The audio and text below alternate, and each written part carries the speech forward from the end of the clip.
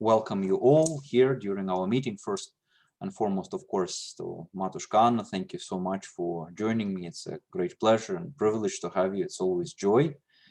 And I welcome all of our friends who are here. We'll be starting our virtual tour presentation on Christian Antiquities of Rome, something that is very special and something that Matushka Anna's and Father Vsevolod's company, Anno Domini Tours, are specializing in. I know Father Vsevolod and Matushka for many, many years. Some of you who traveled with me to Italy had them as guides in Rome. And maybe if we'll ever travel again, or if you'll be in Rome, they could show you everything in person.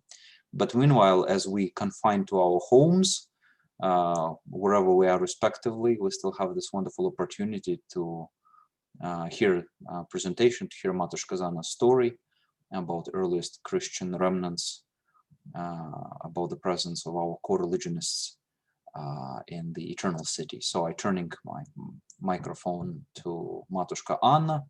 I made you co-host so you could share the screen and everything. If you have questions, please submit them by chat, or I'll unmute everybody at the end of the meeting, so you'll be able to ask questions directly. And also want to remind you that we offer a presentation several times a week. During the midweek on Mondays and Thursdays, we offer lectures in Russian, and on Sundays in the afternoon, sometimes around 3-4 o'clock Eastern Standard Time, we're offering lectures in English on a variety of subjects related to Christian history, liturgics, biblical studies and such. So please follow the posts on my personal Facebook page or on the Orthodox Tours web page. I want to emphasize that our service is complimentary, and I want, with most profound gratitude, express thanks to our lecturers who selflessly dedicate their time in a spirit of Christian care and giving. So may God bless you all. Please stay well and healthy. And now it's a wonderful presentation by Matushka Anna. Hello, everyone. I'm really glad to be today here with you. Thank you very much, Father Ilya, for giving me this opportunity. I feel a little self-conscious. I feel that my English became a little rusty since we were on lockdown, and I was kind of confined to Russian and Italian. I'll try my best to don't judge me too harsh in case I have any, problems with the language. So the theme of today's lecture, today's presentation, is early Christian, antiquities of early Christian church in Rome. It's a very, I would say, very vast topic, very vast subject, of course, because we could start with all the historical context. We could, visit many places. Rome is one of the, definitely a cradle of Western Christianity, and there are a lot of things to talk, to describe, to visit. I'll try to, to give an overall view of everything that I find kind of important and essential in this subject. So let me begin sharing the screen. And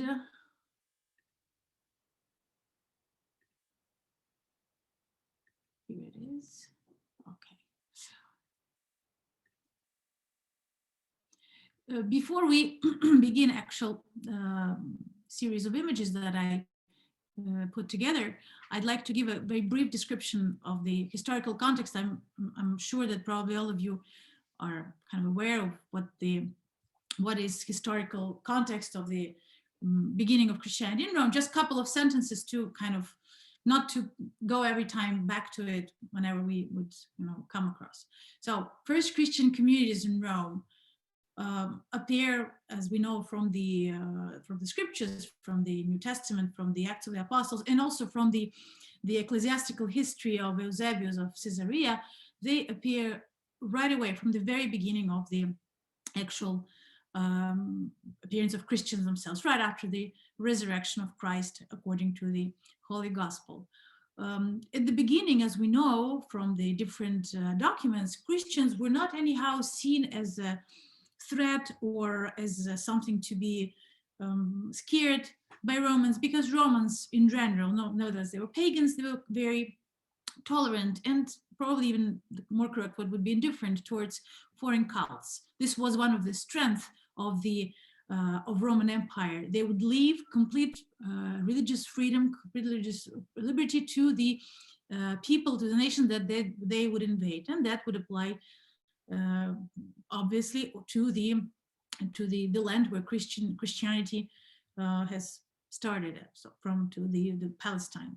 At the beginning, Christians were seen by Romans as one of the sects inside Judaism. In fact, Christians themselves would say that they are Jews that have recognized the arrival of promised Messiah.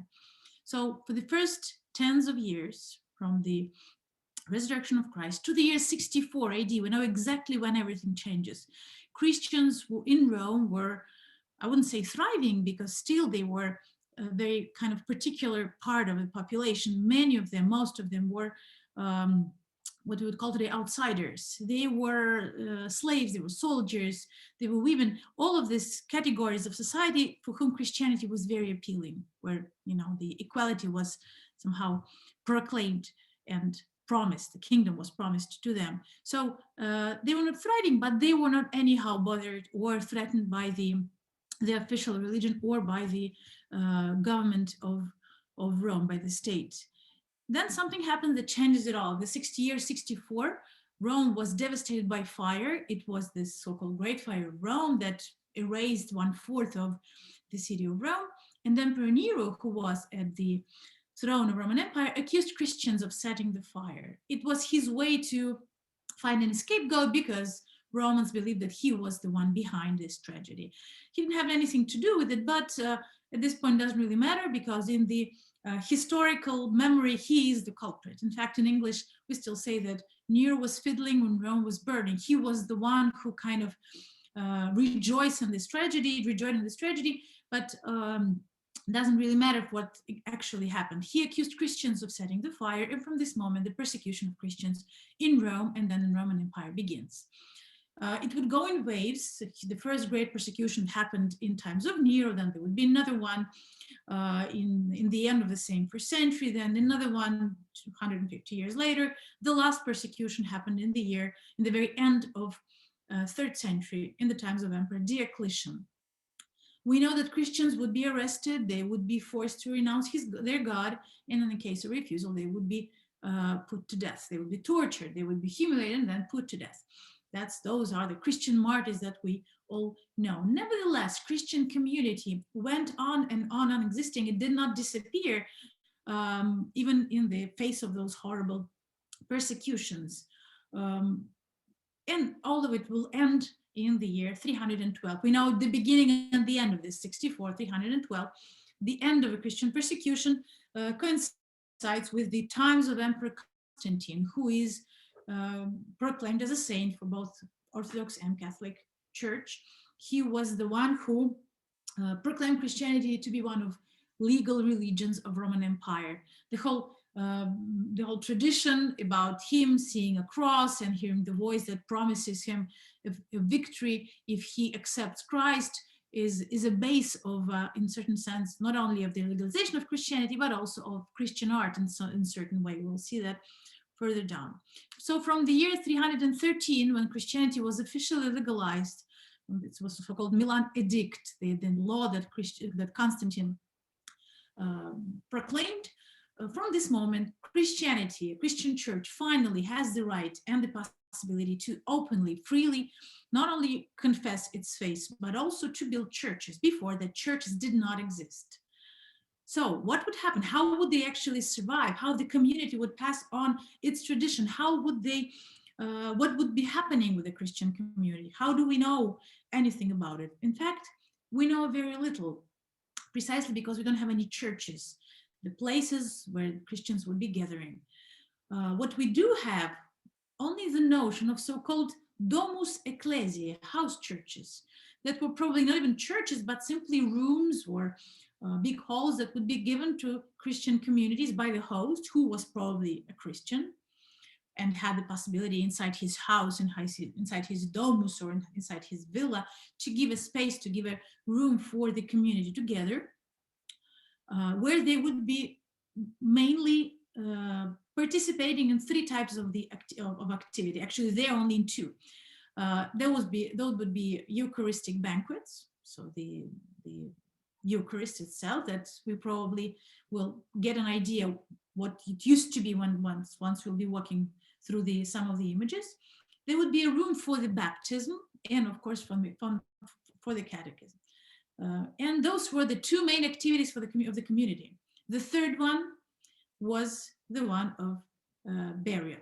Once the members of the community would die, they would be, of course, buried according to the Christian rite, which was very much different from the pagan ones. After the legalization of Christianity, after the year 313, many of those house churches were turned into so-called titular churches. They would become real churches. They would be usually named, in many cases, right after the owner of the house. And we know that in the year 499, so barely 2 centuries after the official of Christianity, there were 29 titular churches in Rome. 25 of them are still present today.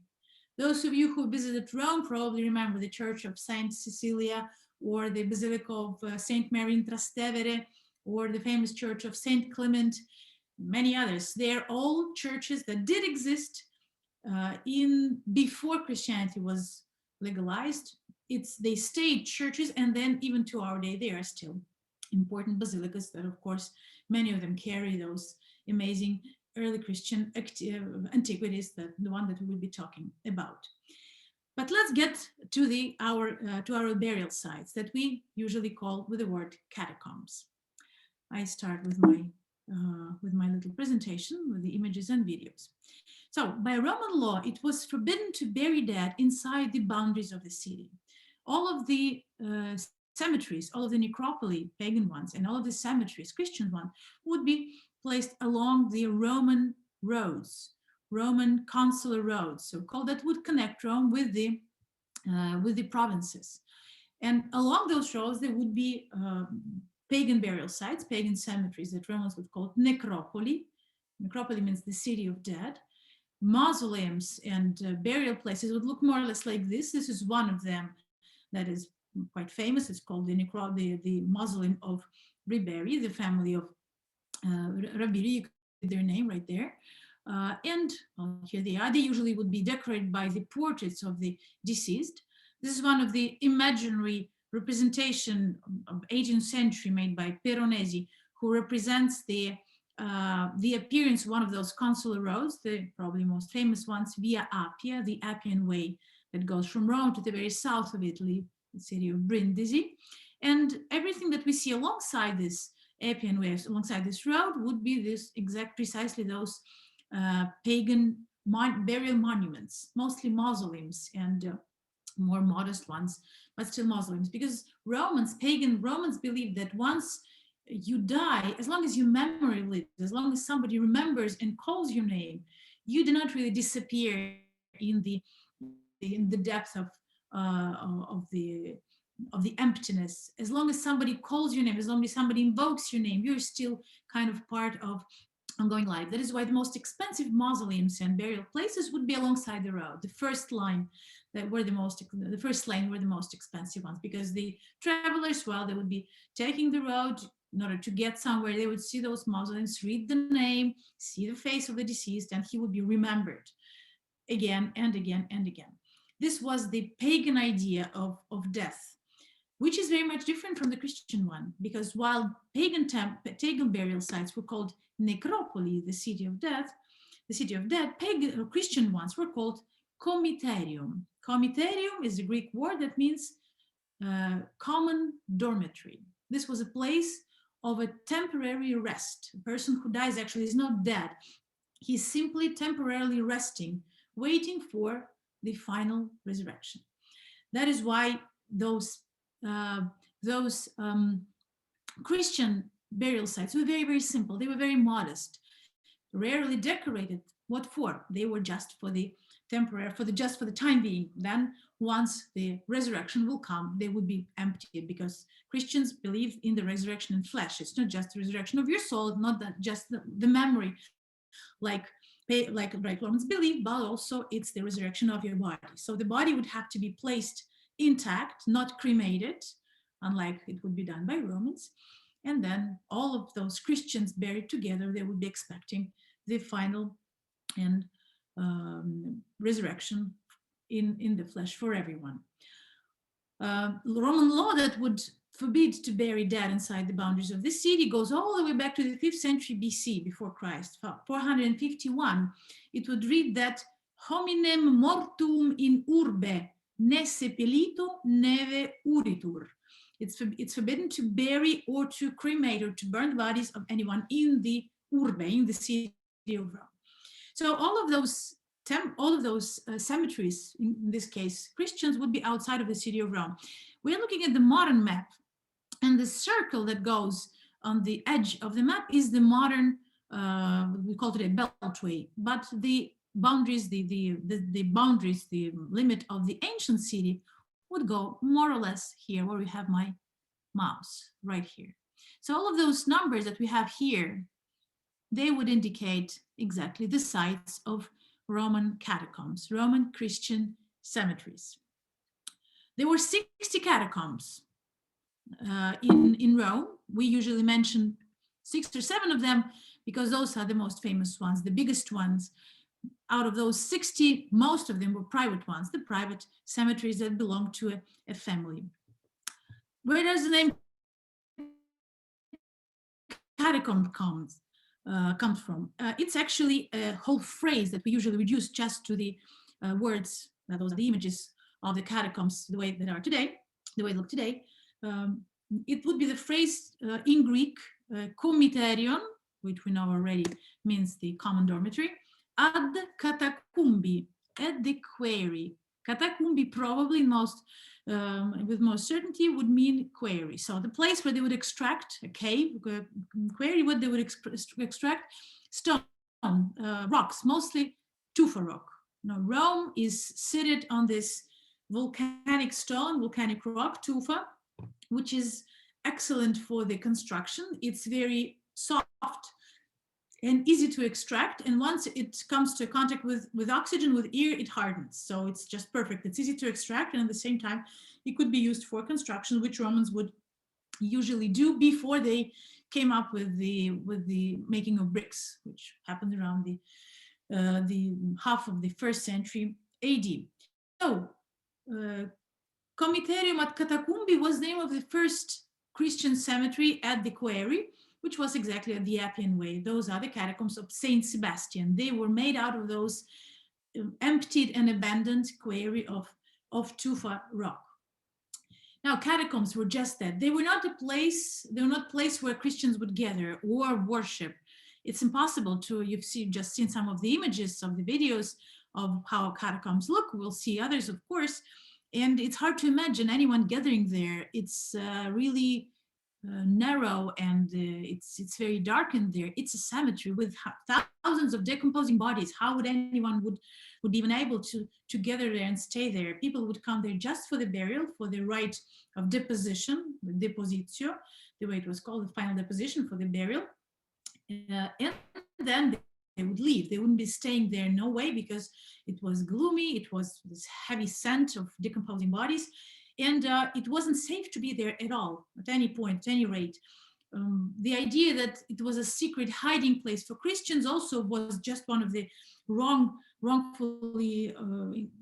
tradition that probably arrived from the misinterpretation of some of the texts describing a martyrdom of one of the popes who was captured at the catacombs, but it didn't happen inside the catacombs, inside the underground burial site, but rather on top of it, because part of the burial sites were still on the surface. Catacombs are stories going deeper and deeper underground, under the level of the earth. Romans, any community in Rome, whether they were pagans or Christians, didn't really matter, had the right to bury their dead. Not just that, of course, but also to own a burial site. The Roman authorities knew, they were very well aware of the locations of those lands, of those burial sites. They, in fact, by the way, they were twice confiscated in the times of different emperors, in the year 258 in the times of Emperor Valerian, and then 303 in the times of Emperor Diocletian. They were confiscated and then, of course, returned, because what do you do with the bodies of Christians? What, they still have to be buried somewhere. It was kind of a game between the authorities and Christian community. They were outlaws, but at the same time, they of course had the right to bury their dead.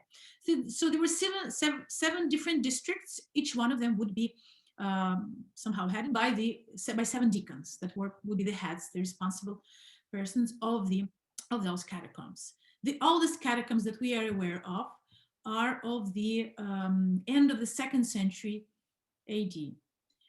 Those are the catacombs of Priscilla.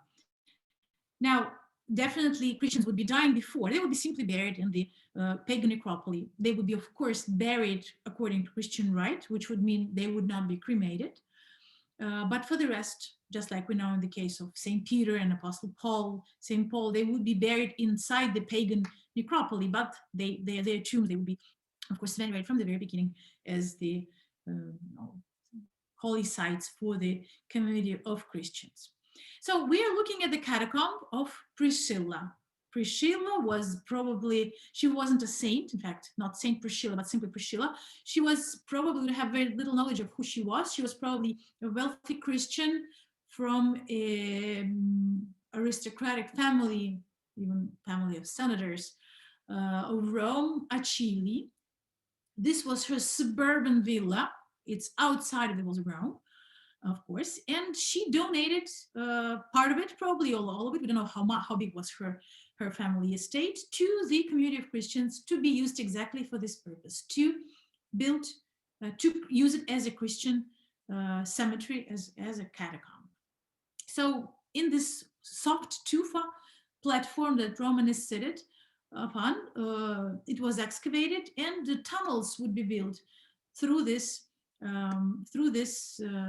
rock that would be then used as the cemetery. We're looking at the monastery, a female convent of Sisters of the Order of Saint Benedict. They are the guardians of the catacomb of Priscilla.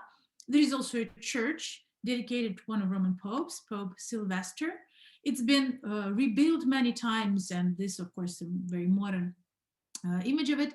Nevertheless, it still kind of respects and preserves the early Christian, very sober style. It's more or less like the way that early Christian basilicas or Christian churches used to look. Notice all of those pieces of marble slabs on the walls. We'll get to see what they are actually and what is the purpose of those. Now, this church is standing in front of the catacomb, in front of this orange building that we're just looking at. And between them, there is a street. It's one of Roman consular roads, one of the oldest Roman roads. It's actually older than Rome itself. It's called Via Salaria. Via Salaria means the road of salt. It's this prehistoric way that not even Romans, but nomads that were living in this area would be using to get to the marsh where they would extract salt on the Adriatic Sea. So salt at the time was as important as gold. In fact, part of in the times of Roman Empire, part of the salary that soldiers would get, part of the payment would be done in salt. In fact, our word salary comes from the word sale, salt, salario. It's the salt payment that they would be getting. Well, but let's get back to the catacombs. We are looking at the map of the catacomb of Priscilla. Imagine how you would be feeling to wander through those tunnels. They are of different levels. You can see 3 different levels, A, B, and C.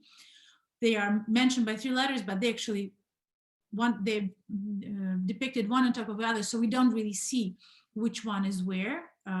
It's more or less 6 miles of tunnels. You would put them one next to each other, then one next to another. It would be 6 miles of tunnels with tens of thousands of people that were buried through centuries. So this is the catacomb that was in use from the beginning, from the end of 2nd century to the end of 4th century. And after that, the law about burial, the tradition, Christian tradition of burials, once again will change, and we'll get to this as well.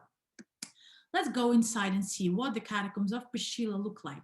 Now, it's forbidden to take any pictures or any videos inside the catacombs. It always has been, so it's almost like an additional quest to find anything on the internet Well, you can see that here the light is very, very strong. It was specifically done for the photograph. Otherwise, it's very dark in there. Even when they turn on the light, it's very kind of gloomy. There were three different types of burial sites. The first one was called loculo. Loculo means just the exact meaning of the word loculo means the place. It's a niche, all of those niches that you see on the walls in different levels. Those are the burial sites, just the essential space to fit the body inside. In fact, if you can notice, they are of different sizes because they would be done exactly according to the measurement of the body. The grave diggers that would have to not only to dig in the soil, but they would actually have to cut in the stone.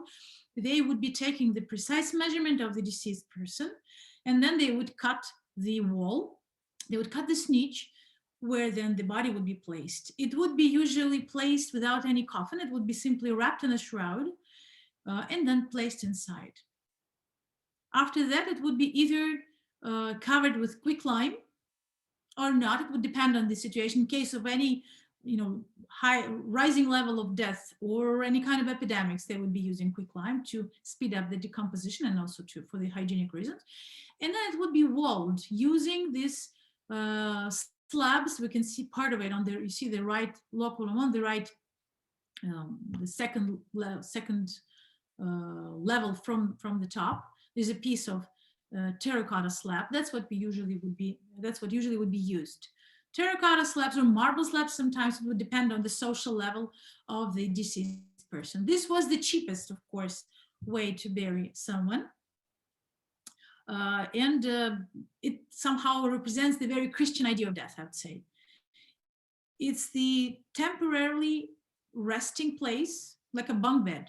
You lay there together with your brothers and sisters in faith in Christ, and then altogether you'll be resurrected. Nothing additional, nothing special. Sometimes on those marble slabs there would be something written. It could be a name, or it could be the age, rarely the day of death. It would be maybe some phrases, but nothing really that we would imagine. Not all of those eulogies that we see in burial tradition. So here again we see the loculi, right and left everywhere, and then another shape. You see this arch and a much larger space for the body. This one is called arcosolio. It's an arch that would be accommodating not just the body, but a sarcophagus. So a marble coffin where the body would be placed. And then it could be the same, quicklime or not quicklime, doesn't really matter in this case. Here we can see very well tiny loculi for the babies. Well, infant mortality rate was really, really high. So you can see where the bodies of the babies would be placed. One of them is still closed, was never open. You can see that this red terracotta slab bears inscription. It reads in Greek the word imera, day. So probably it was a baby who was just 1 day old, just born, baptized, and then buried. And then what's left of this kind of more expensive, a little more luxurious kind of burial situation, the arcosolio.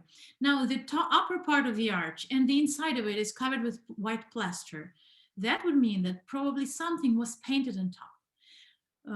All of the colors, all of the shapes are gone by now, but we could say through all of this chemical and tech tests that were done, we know that there was something painted. Some of the images, Christian art starts here, begins here. We will see what exactly would be painted in places like this. And then the third type of burial site was like this. Just one more close up to the arcosolio and loculi. As here you can read the name Amera next to the babies. And this is the third type. This one is called cubiculum, similar to the word cubicle, but I'm sure that doesn't really mean the same in English. Cubicola in Latin would mean bedroom. So this is a bedroom. Once again, getting back to the idea that death in Christian understanding is just a moment of rest. It's a bedroom where you rest, but in this kind of time, it's a very private bedroom. Usually it would be prepared for a whole family, for a wealthy family. or it could be a bedroom for a corporation. So either family or corporative kind of paid by a corporation or paid by a family. And in this case, there would be different spots where either sarcophagus could be placed or a niche where they, just like in locally, just the body wrapped in a shroud would be placed. Some of them would also have space for the slaves. They would be buried together. Here, um, this equality in front of death, in front of Christ, would be somehow stressed. Slaves and their owners, they would be buried together. And in these places like this, we find all of the first examples of Christian art, like frescoes, some of the sarcophagi, and rarely, but sometimes it also happens, we find mosaics. This is one of the this was one of the cubiculi in the Catacombs of Priscilla. We'll get to this. A couple of words about the grave diggers. They were called fossores. Foss in Latin means the hole that had to be digged by the grave diggers. This is one of the, of course, 19th century images made by some of the Swiss scholars who was traveling through Europe, and actually at that time traveling had been staying for quite a long time. He stayed in Rome, he studied in one of the papal universities, and he definitely visited all of those sites. Catacombs would be studied and described pretty well at that time in the 19th century. Most of the knowledge that we have about catacombs are from that time, from the second half of 19th century. So this is his idea of how fossores used to look. You can see that they have different instruments. They were not just someone who was physical strength that were capable of digging a grave in the tufa rock. They would also have to have some knowledge of in engineering and even in architecture. They would also have to, in many cases, would have to know how to paint, because they were the one who would prepare the plaster for the frescoes, and sometimes they were actually the one who would make the frescoes. So they probably were not just physical men that were capable of doing all of those strong physical acts like breaking rocks, but also they had a lot of knowledge. You would have to learn how to become a grave digger. It was a very hard kind of job, not only because it was not easy to do what they do, but also because of the unpleasant conditions. It was quite dangerous, because still remember, Christians would be persecuted, and they were known it was known where to find them. They were also exposed to this gas that is found inside the tufa catacombs called rodan, which is considered to be cancerogenous.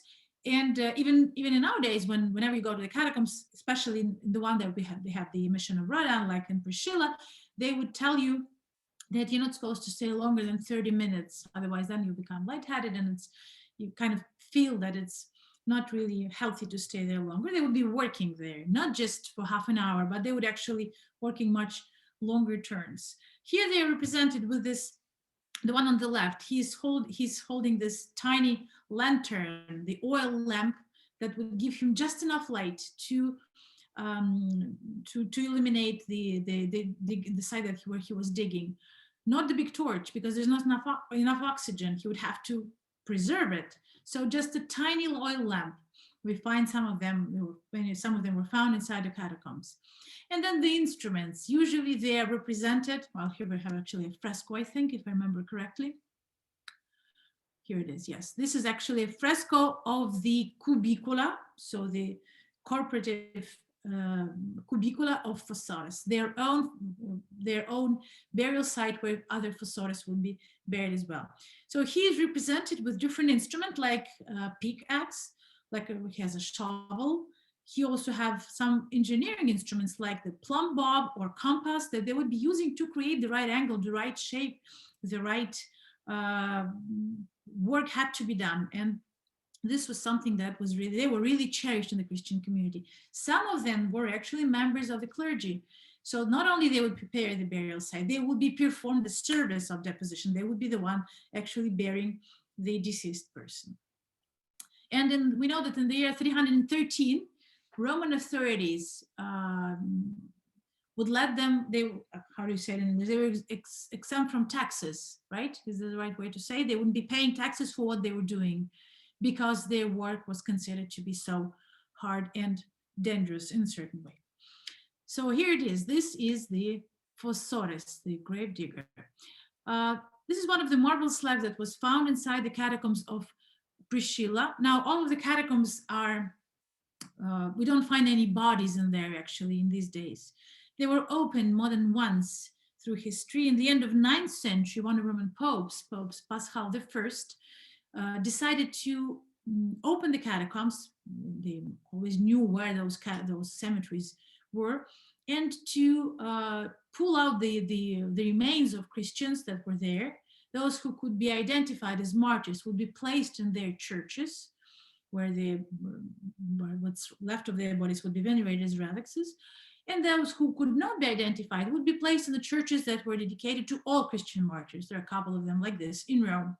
So everything that could be, that were at his reach, wasn't easy to open those, 3-4 levels of underground tunnels. Everything that was on the first underground level was opened, emptied. Most of the bones and the remains of those Christians buried there were moved, and they were moved into churches. And then in our times, in the 20th century, where catacombs became not the place of pilgrimage, but rather touristic attraction, simply for the decorum of the situation, the bones were moved to the lower levels where there's no access for the tourists, because there were unfortunately cases when people would just get a skull, a bone, as a souvenir from a catacomb. It wasn't really something that was anyhow seen as that could be permitted by the Vatican. Vatican is the owner of all of the catacombs. So those few marble slabs that are still in situ, in place, this is one of them. That would mean that behind it there is something. Actually, there is remains of whoever was buried here. We actually know it's the name Terenia, and the inscription on it reads Terenia in pace, Terenia in peace, rest in peace. This is one of the simplest examples of the epigraphic inscription. They usually would simply give the name and then could be some images. Now this is, you can see that the rectangular oblong shape of it would indicate this was also a marble slab that was sealing one of the niches. And it's preserved in the Vatican museums as one of the earliest examples of the adoration of the Magi. You can see on the right, it's chiseled upon this marble slab, the scene of Virgin Mary sitting on the throne holding baby Jesus in her lap. Behind her, there is a prophet, probably Prophet Balaam. He's pointing to the star, and 3 men walking towards her. They had to be the 3 kings, 3 Magi, carrying the gifts to the newborn baby, Jesus. Now, the words on the left of the Magi read Severa in Deo viva, Severa, living in God, a life in God. And then the portrait of this Severa, whoever she was. According to the size of the tomb, size of Lockery, she was a young girl, still a child. So this is the chiseled marble slab that was sealing her tomb, her locally, her the niche where her body was placed. Usually the name could be just like this, just the Christian name, not necessarily all of the 3 names that so-called tria nomina that Romans would use. The first name, then prenomen, cognomen, not necessarily all the 3 names. They would be usually limited to the Christian name. And in case they would be indicating the date of any date, it would be the date of birth, not the birthday, but so-called dies natalis, the day of birth in the eternity. That would mean the day of death. As for the age, they would actually state how old was the person, how many years, months, and days this person has lived. So we would still know how old it was, but he or she would be, but we wouldn't know the date of birth. In some cases, when they wouldn't be writing anything on the slab, in order to find the tomb or the family tomb, the family members would leave something next to it. They would kind of glue next to the tomb something like some object. It could be a seashell, or it could be a bottom of the glass bottle, anything that would help them then to find the tomb. because sometimes they would actually do come back for the commemoration. Sometimes they would leave little oil lamps next to it. And then as for the images that we actually so much cherish, because there are only few of them, before even looking at them, we'd have to actually say a couple of words.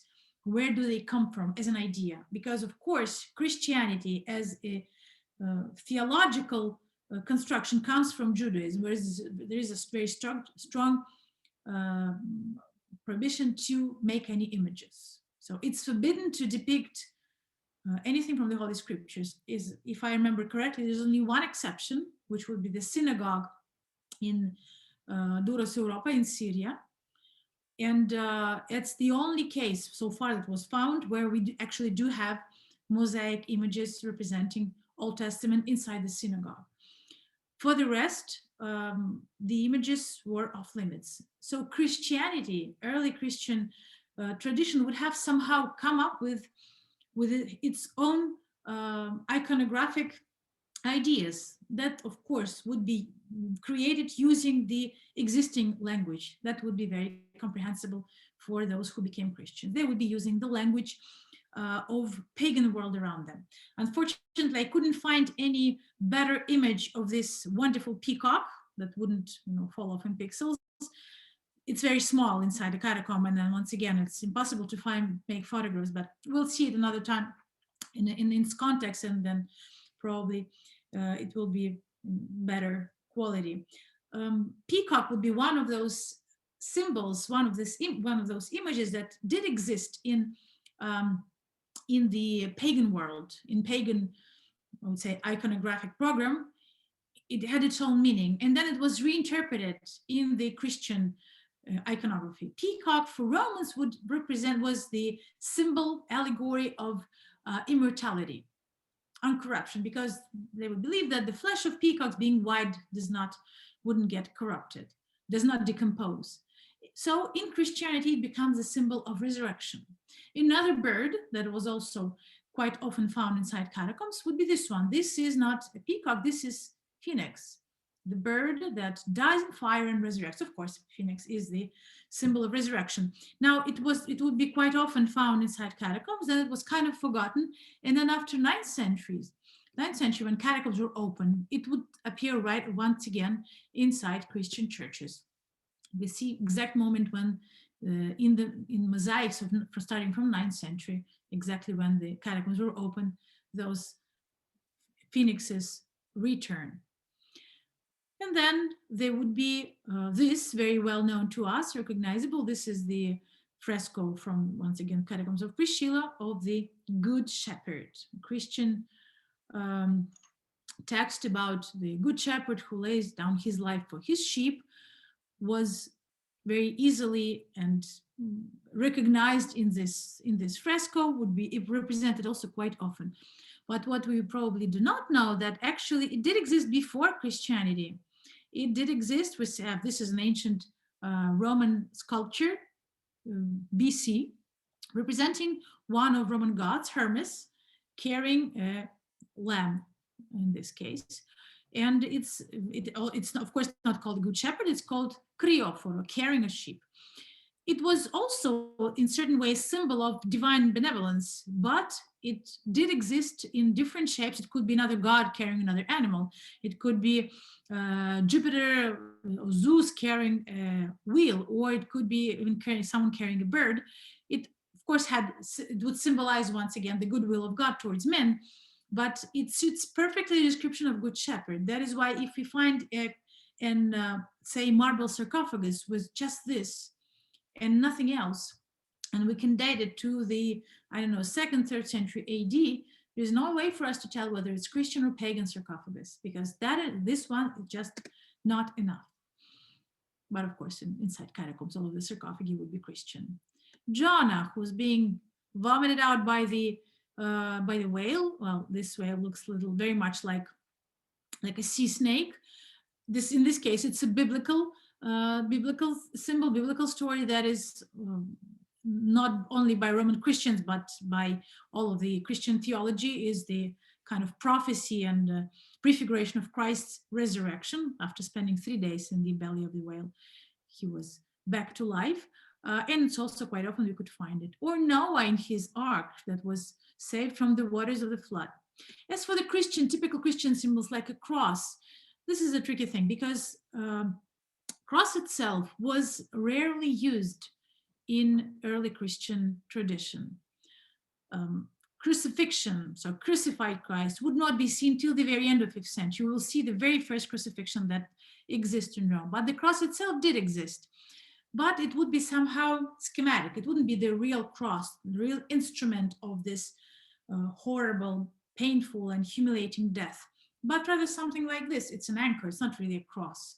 Or so-called jeweled cross, the celestial cross that you would see in heaven, that would be decorated with precious stones, not the actual instrument of suffering. For Romans, it wasn't that easy to accept this horrible, so real object as something to venerate. So it will take them quite a lot of time before they would get to it. We'll return to it once we will be talking about the first ever crucifixion, the image of crucifixion. Another thing that would be used for Christians, and quite often, this is the boat and the arch actually, and the lighthouse bird with the olive branch, and then the fish, of course. Probably that's one of the images that would be used as often as today we use a cross. The fish was the symbol of Christians in the early centuries, in this case for its literal, not for its literal meaning, but for the letters in Greek that would be composing the word fish. Ichthys, that's how in Greek fish sounds. And the word ichthys was seen as the acronym of this phrase, Jesus Christos Theou Ios Soter, Jesus Christ, Son of God, the Savior. Instead of writing the whole phrase, it would be enough just to draw a fish and it would be already clear. According to some historians, it was used almost as like a secret sign between Christians.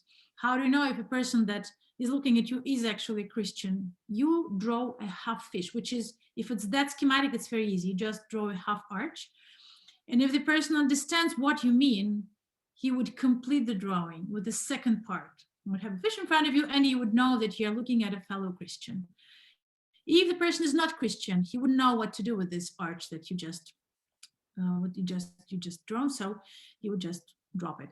And you would know that it's probably not the case to open yourself in front of this person, since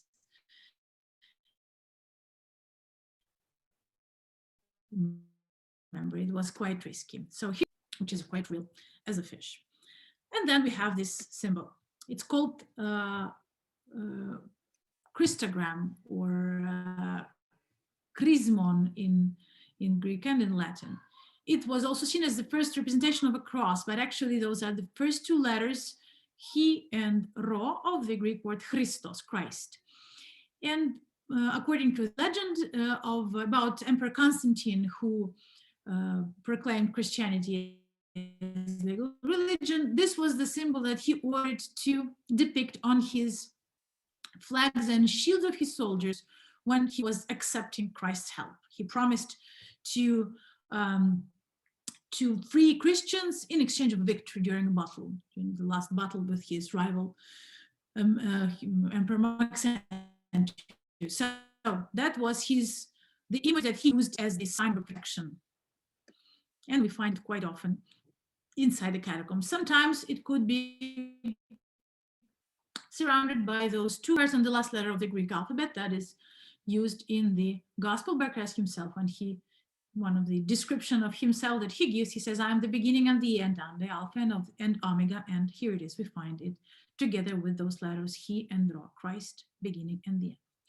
In the Catacombs of Priscilla, the one that I've chosen to use as the first and as an example of catacombs, we have this amazing image, which is considered to be the first ever representation of Virgin Mary, found at least by us, first ever in history so far. It's the representation of Virgin Mary that is dated to this year 230, so the beginning of 3rd century AD. Of course, it's a very poor condition preservation. It spent 10 centuries underground, but we can still recognize what it shows. Well, here it is. Let's keep this one. It's not easy to find the right representation of colors, but if I remember correctly, this one comes closest. So it's very schematic, and probably it wasn't better shape, but what we have today still, it's quite, I don't know how it works, but it's still exciting when you know those just shapes of paint, you all of a sudden recognize a woman holding a baby to her chest, who was probably just nursing a second ago, because his hand is still on her breast. And then he turns around and looks at us. You can see his eyes. This is Virgin Mary holding her son. Next to them is a prophet, probably a man who, pointing out to the star. Star is right on top of Virgin's Mary's head. Here it is. So once again, this is probably the prophet Balaam, the one who is talking about the star that will indicate the place of the birth of Messiah. So in one of the walls of Catacombs of Priscilla, we find this amazing fresco for the oldest representation of Virgin Mary ever.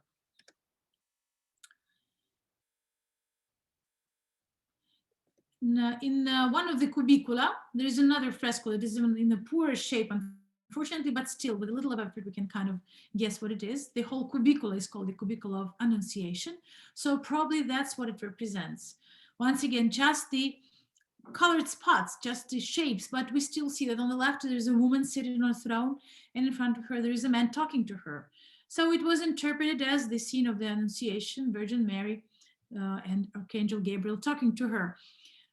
As we all know, probably the word angel doesn't really mean a celestial creature with wings, but rather a messenger. So the way he's described, or all of the angels described in the Bible, in the Old and New Testaments, those were just simply the messengers sent by God. So there's no contradiction. The earliest representations of angels would be just like this. And then another fresco from the same Cubicula would be the Resurrection of Lazarus. And this one is very particular. Unfortunately, I didn't find any photograph without the watermark that I personally hate, but I still believe that this was important to see this scene. So we have Christ standing on the right, talking to Lazarus, who is walking out of his tomb, swaddled in the shroud, since he was spent 4 days in the tomb, was already there, dead, and he's walking out, following Christ's command to come forth. He's being resurrected by Christ, simply by his word. Representation of Christ is quite unusual. He is beardless, and he is dressed as a Roman general, Roman king.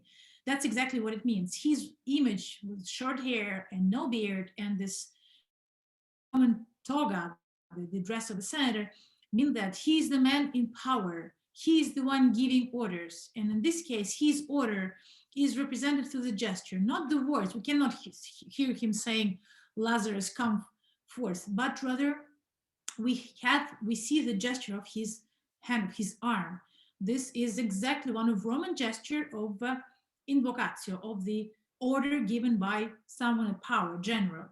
There is this medieval icon in Vatican museums where it's the other way around. We can see Christ standing in front of Lazarus' tomb, and the words are coming out of his mouth, written in Latin, Lazarus veni fora, come forth.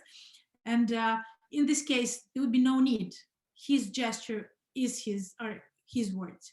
And Lazarus, we don't see him, but we see that someone kind of swaddled, which is correct. That's exactly what Lazarus is supposed to look the moment he's walking out of his tomb.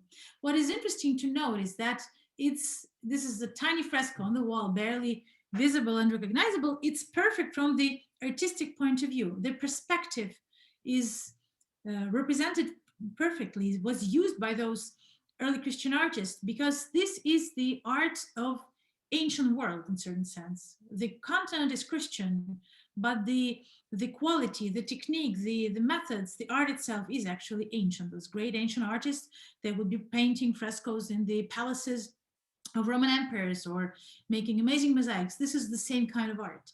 And we can see it only when we notice that building, the shape of the building is right, the size of men is correct. Lazarus is smaller than Christ, not because he is not God, but just a man, because he's standing further from us. That's how perspective works.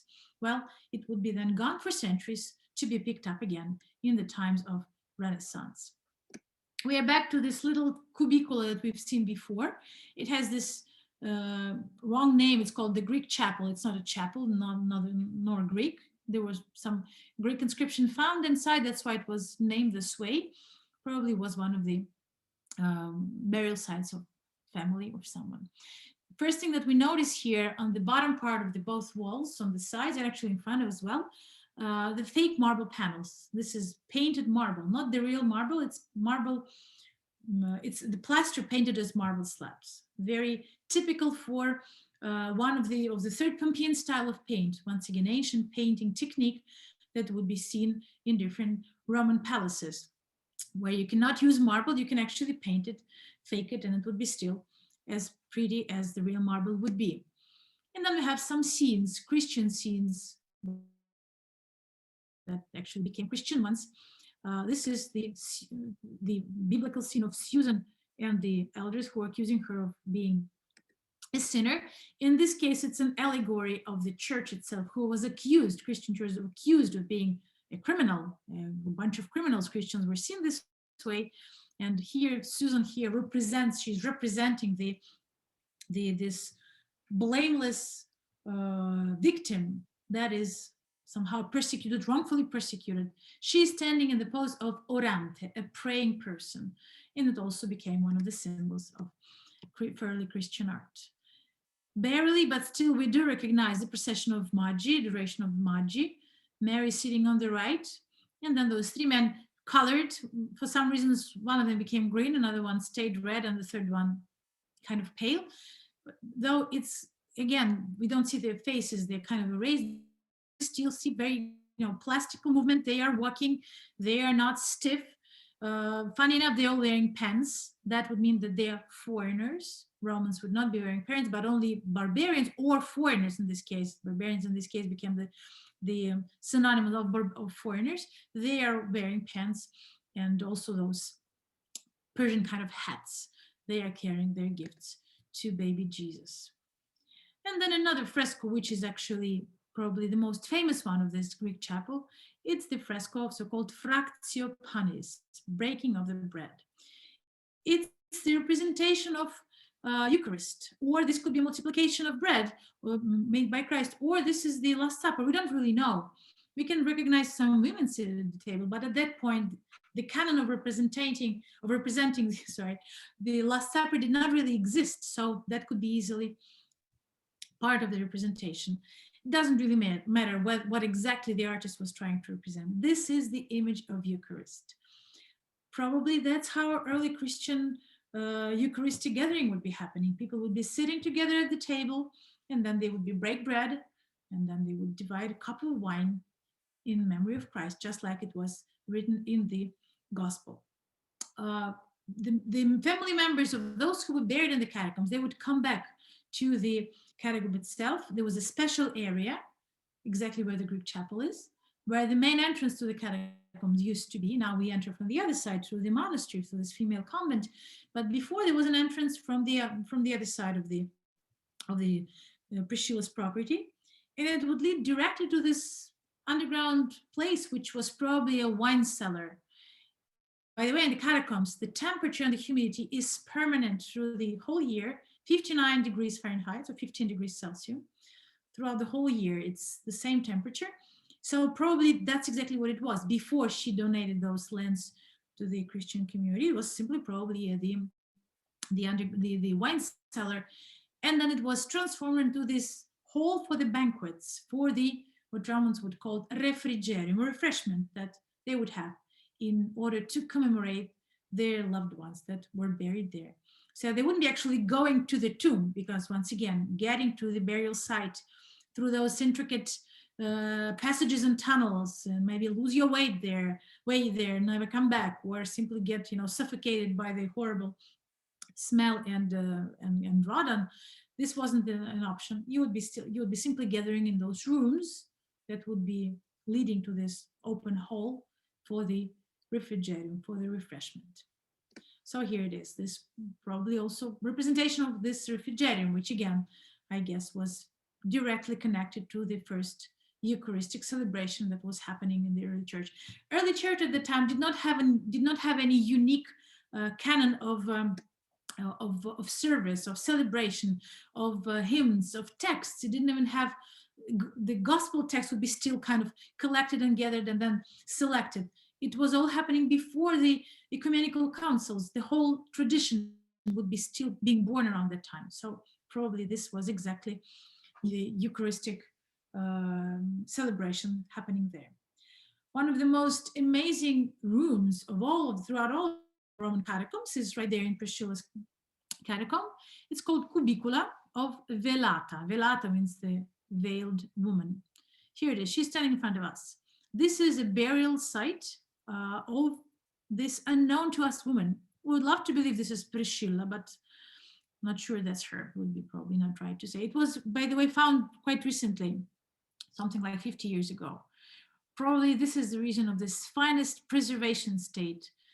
We do know now how to unseal frescoes. Before, it would be simply open, and then frescoes that have spent centuries being sealed without any contact with air, they would disappear in a very short time. Now we do know that in order to preserve frescoes that were found, it takes a lot. It has to be exposed to the air and to the light very, very gradually and slowly, and it cannot be kept under the direct light for a long time. In fact, this is a room that is always dark. On there, you can turn on light for something like a minute, and then it has to go off. This is the best way to preserve precious frescoes. So this is probably the fresco that we actually do know is the fresco of the end of 4th century, representing this unknown woman. 3 times we can see her. The one on the left here is also her. She's young and holding a hand of a young man. This is probably her groom. And the man behind them, next to them, blessing their union, is probably the elder, so the bishop of the community. On the very right, she's sitting here with her baby. So another scene from her life, her motherhood. So she's a wife, she's a mother. And then in front of us in the center, where she's standing with her arms open as if she's trying to embrace someone. This is her in the eternity. She is probably praying. This is in fact one of those praying pose orante, but also it looks like she's embracing wherever she's going to. In fact, if we look closer to her, we notice that she's looking up. Now this is our good shepherd and our peacock, the one that we've seen. Sorry, I went too far. Let's go back for a second. Here it is. We can see here that her eyes are not only wide open as if she's looking at something miraculous, but also she's looking up. So she's looking towards heaven where she's directed to. So this is a celebration of this woman. Quite interesting if you consider what was the position of a woman in ancient world. Woman was, of course, not seen as equal to man. In fact, this is part of the good news that Christianity brings. One of the reasons why it was so hard for Romans to accept it. It would make not only pagans and Jews, not only free men and slaves that would make them equal, but also men and women, something that was quite unacceptable at the time. And this is the burial site of a woman who is the head of the family. Otherwise, it would be her husband represented here. She's the head of the family. So here she is. And then we also see amazing decorations of the vaulted ceiling, the birds, little sparrows on the sides, and the peacock, one of the probably most gorgeous peacocks in all of the early Christian art. And then on the 2 sides, we have 2 scenes from the Old Testament. This is the very poorly preserved, but still recognizable Abraham. This is the sacrifice of Abraham. And on his left, he's pointing to the fire. And on the right, you can see his son, Isaac, who is carrying the wood. So he's showing Isaac where to put the wood. It's horrible. One of the most horrific stories from the Old Testament. We all very well know.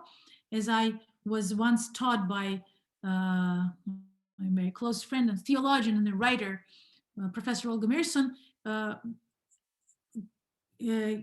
Abraham is one of only two men in Old Testament that God calls his friend. He was the friend of God.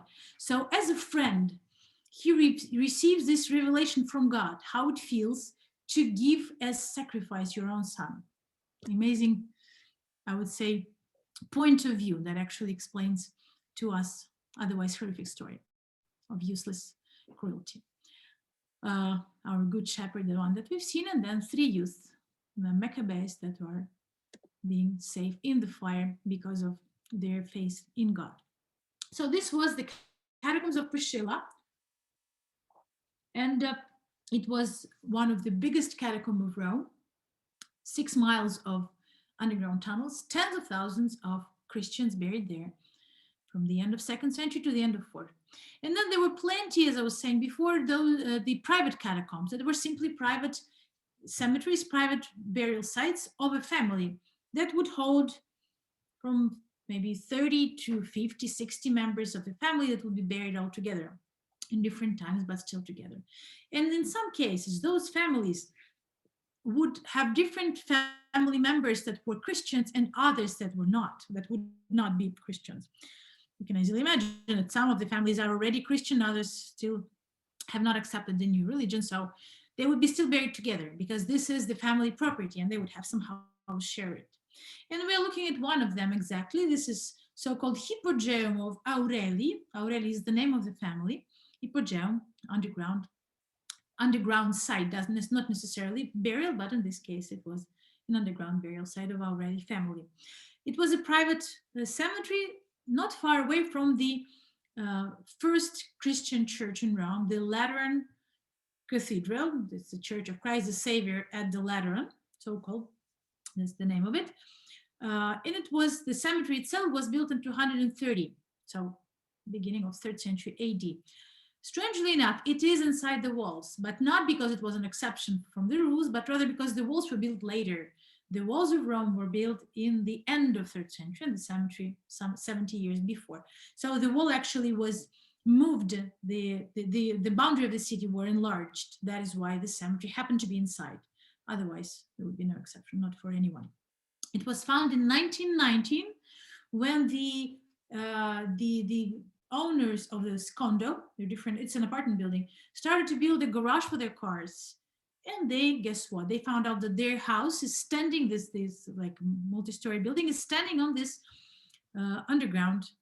ancient underground cemetery. And how do we know it belonged to the Aureli family? Because the mosaic was found, like a logo, describing to whom it belongs. It mentions the brothers Aurelius Felicissimus and one of them, Aurelius Martinus, with his wife Julia Lydia, and it also mentions their deceased daughter Aurelia Mirsina. Now, is that they all have the same name Aurelio. It's just because this was the name that all of the family members would have, husband and wife. This is not the last name, mind it. This is the name of the husband and the father that would be then given to his wife, no matter how she was called previously. She would become Aurelia if the husband is Aurelio. Imagine how interesting it was. You have your own name, your first name, and then once you get married, you have to give it up and take your husband's first name, not the last one, not just the last one. And then the daughters would have the same name. They would also be sons, of course, but daughters would have the same name, just like the mother. They would have only either nicknames, like in this case, Mirsina, or they would have numbers, first, second, third, and so on. So it has 2 underground floors, 2 underground levels. They're made in tufa and partially in bricks. Bricks were already in use in Rome. And part of the frescoes are pagan. Part of them are Christian. We don't really, and others are simply, they don't have any religious meaning. They could be simply kind of neutral. This is probably the most gorgeous one and the most famous one from this cemetery. We don't really know. There are different actual interpretations to what it might represent. So beginning of 3rd century. One of the explanation that was given to it is the story of Ulysses. Here he is, or Odysseus, here he is. He's sitting right there. He's finally back from war after years and years of wandering through the Mediterranean basin. He's back. And this is his wife Penelope, standing next to this loom. Behind her is the loom that she was using to keep away, to actually trick the suitors. They're standing behind it. These 3 young men that were trying to, unmarried young men that were trying to get her to marry, to choose one of them to marry them, because this, a young and married widow, it wasn't about her. They didn't really care about her, I guess, but rather about her state. She was the wife of the king, a widow, as they believed. So they were pressuring her to choose, and since she didn't have courage to turn them down, but she didn't in the same. She was still waiting for her husband to come back. She claimed that she will choose a husband after she has finished weaving a funeral shroud for her husband to present it to Odysseus' father, and then she would weave during the day and then unravel during the night. So every day in the morning she would have to start over. Anyway, this is probably one of the explanation, the interpretation of these frescoes. On top would be either this landscape of Ithaca, the home of Odysseus, with some arches on the back and domestic animals, farm animals, or rather it's a paradisiac image that would give a Christian meaning of the whole scene, but further than that, no interpretation was ever given to it. In the next room, where the other family members were buried, was something that is more similar to Christian interpretation, where we see those sea creatures that, of course, could be connected, in this case, with Jonah, who was swallowed by the whale. This is a fresco mentioning one of the women's name, Aurelia.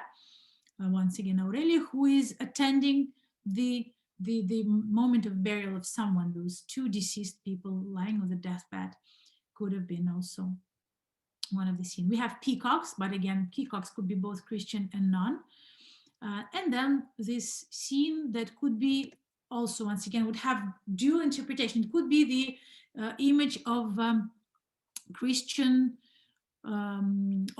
gathering, the same Eucharistic banquet that we've seen before, or those are philosophers, or simply righteous men.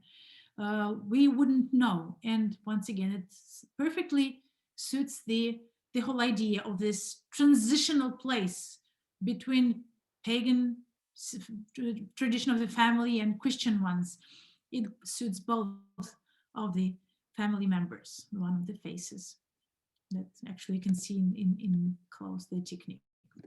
But another place that we can actually see wouldn't be a catacomb, but in this case, it's one of the churches, and it's considered to be one of few preserved house churches in Rome. Probably Rome is the only preserved house churches.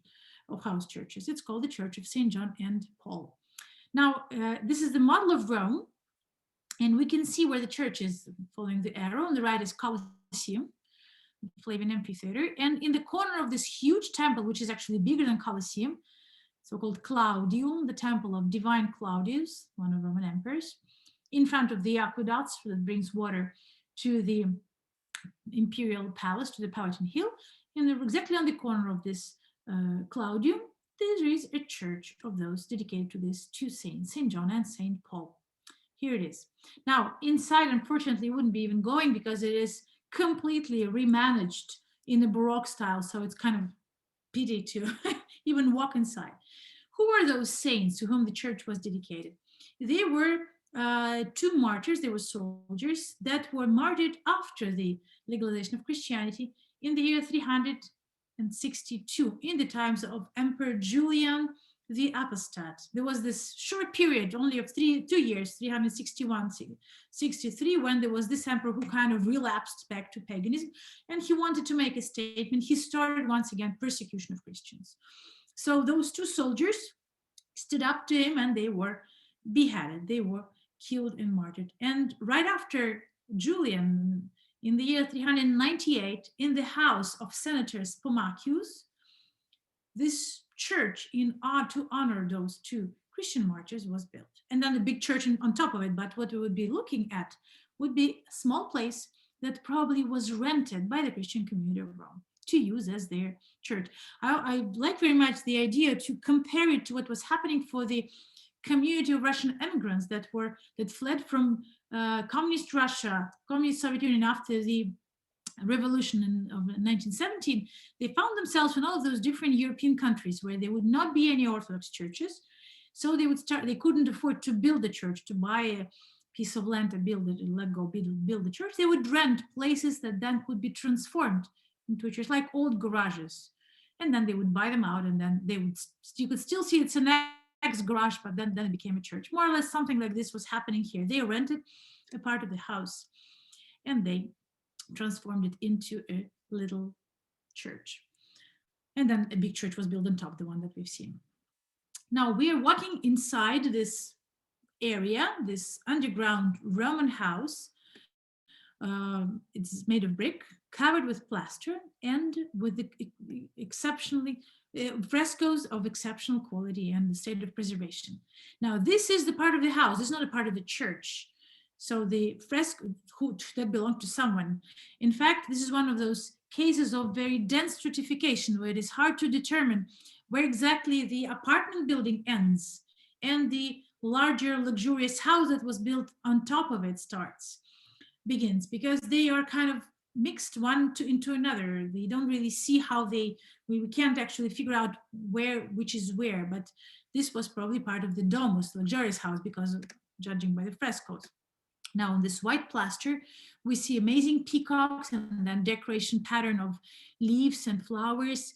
We have this naked men, those are genies. Genie in ancient and pagan tradition was a patron or protector of something, or of a family, or in this case probably of the place. Genio Loci, the patron of the place. In this case, those were probably genies of this time. A couple of rooms have this amazing frescoes. This is probably the best one. Once again, we notice the pattern of fake marbles, and then the acanthus, this plant in the center that is kind of fantastic because the plant itself is here, then it has those spiral-like branches that looks like wine, like vine or something, but they are just for decoration. They're just a decorative meaning, nothing else in this case. And here in the corner we have what looks to us like orante, Christian praying symbol, but probably it's not. Probably just once again, one of those transitional images that could be adopted both in pagan and Christian iconography. And here it is. Amazing marbles. Look at the quality of paint. I would say that the artists that would be painting those in these situations, they were similar to what would be working in the catacombs, only that those are preserved better. But for the rest, they would have the same knowledge and technique. This is probably the area of so-called nymphaeum, which would mean a sacred area for the divinities of water, nymphs and similar. So in this case, frescoes, there would be marble images, but in this case, it's a fresco. They would usually represent some naval scenes or sea scenes, like we have the little boats with genies, again, putis, the tiny genies. We have a boat on the right, boat on the left. We have a lighthouse right there that it actually represents a real lighthouse of Ostia, the seaport of ancient Rome. And then in front of us, this front scene, we have three half-naked figure. The woman, she is probably Persephone, the wife of the god of the underground, the Hades, is sitting next to her. She's embracing him, and then this divine, the slave who is pouring them some drink in the cup that she's holding, of an excellent quality. This is a fresco, also recently found, and that is what's left of the house. And then we have this little area that was a church next to this naked, very kind of relaxed, gorgeous woman who is enjoying the drink poured to her by a slave. We have this very specific, very Christian scene. This was this tiny room that was probably, as I was saying before, rented by Christians of that time. And we have here an image of one of the two saints. Little square, the empty square on top, was probably the place for the relaxes of those two saints. And then on the right, we have to have the scenes of two martyrdom of their disciples that were following them and also were killed. Here they are, we'll see them. You see they are standing on their knees, kneeling, being prepared to be slaughtered. They were beheaded. Their name was Crispus, Crispin, and Benedicta, three disciples of St. John Paul that were following them, and they were also beheaded right after those two saints. So they were also venerated in this tiny chapel. Well, this is one of the probably the only so far, once again, found uh, early Christian church that is still uh, not a real church, but rather Domus Ecclesia, the house church. As for the early Christian church that actually was built as a church, one of the most excellent examples would be the Basilica of Saint Sabina. That was erected on the Aventine Hill in the year 425. It was erected in the place of Titulus Sabine, so on top of house church dedicated to Sabina, that was property of someone. Sometimes we try to connect the owner of the house to the saint, but we wouldn't know exactly if that's the case. In most of the cases, it's not possible. But this was a large basilica built to venerate this Christian saint, early Christian martyr, Sabina. It was built as a typical basilica. Now, basilica in ancient world was a civil building. It was not a temple. In pagan world, temple would look different. It was always, first of all, it was much smaller because it was only for the priests to enter it. The altar was standing outside, and inside was mostly occupied by the simulacrus, the statue of the divinity. Basilicas were, the word basilicos means actually the king's house in Greek, but it was simply a civil building that was used for gathering. It could be a market, covered market, or it could be an office building. It could be a courthouse. But what is important, it had exactly the same shape that Christian basilicas are. Now, once Christians started to build churches, once they were at liberty to build churches, they would use this shape. First of all, not to confuse Romans, or mostly Romans in this case, that they wouldn't be confused whether it's a Christian or not Christian temple. Christian temples would look different. They would look like this. Also, because all of the Christian community would be part of the celebration, not standing outside like it was for pagans, but rather they would be entering the church, the basilica. So the shape is like this. It's very long, quite tall. It is divided by the rows of columns. In this case, those are ancient columns that were recycled in 3 or in 5 naves. So the central one is usually larger than side ones. There could be 2 more, or actually 4 more. The aisles, they would be smaller. Now it has, as you can notice, a row of windows, 2 actual rows of windows on top of the columns. It's called clerestory, and it's used to illuminate the central nave with the sunlight. So the central part of the roof, which is usually flat and made with wooden beams, it's taller than the side ones. So basilicas would have exactly the same shape, both ancient one and the Christian one. Now the columns in the Basilica of Saint Sabina were recycled. They used to stand in the temple dedicated to Juno Regina, Juno the Queen, that was built in ancient times on top of the Aventine Hill. Aventine Hill is one of the most very special places in Rome. I strongly suggest any one of you who visit Rome not to skip it, because first of all, it could have been the cradle of Rome, but gods wanted differently. So another hill, Palatine Hill, was chosen. It's standing in the very center of Rome with the most amazing panoramic view, but it's somehow very separate from the crowd and from all of the noise. It feels like you actually walk into a completely different place in a completely different era. You're surrounded by these amazing orange gardens and those ancient and old, not ancient, but in this case very old basilicas like this one. There are plenty of others as well. So 25 ancient columns that surround the central nave, and then unfortunately it was remanaged. You can see that the fresco of the apse is quite modern. It was repainted in the 19th century.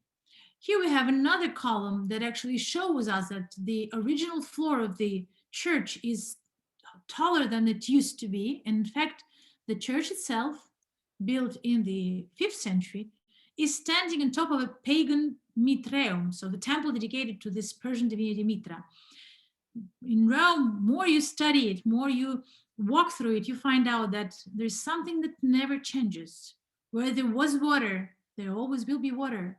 Where there was the place of celebration, no matter whether it was pagan or Christian, it would always persist. It was a pagan temple that was, once again, it was a pagan temple, and then it became a Christian church. It's one of the most amazing examples of Romanesque art as well, because this marble marble slabs that would separate the choir, so the celebrants, the priests that would be celebrating inside the church, were made in the 9th century. And it's kind of, let me get back to it for a second. I really like it. Look at this very simple little naive representation. The Romanesque art, 9th century, it was made by someone who yesterday was still a barbarian. Those Longobards, those tribes of Longobard that actually have learned just, a couple of centuries maybe how to actually chisel anything. They would be creating those very naive yet very endearing kind of patterns. It was, well, you can see have a little bit of some frescoes that were painted on top of columns, and then the remaining frescoes are gone. We have the amazing stained glass that was recently opened, well, recently 50 years ago, and they are actually quite old, also 9th century. Now, in the 10th century, the whole church, the whole basilica became part of the fortress of one of Roman families. At that time, Rome it's an arena of constant wars of different families, different aristocratic troops of barons. It's a constant actually battle happening there. So fortresses, they were necessary absolutely to protect property.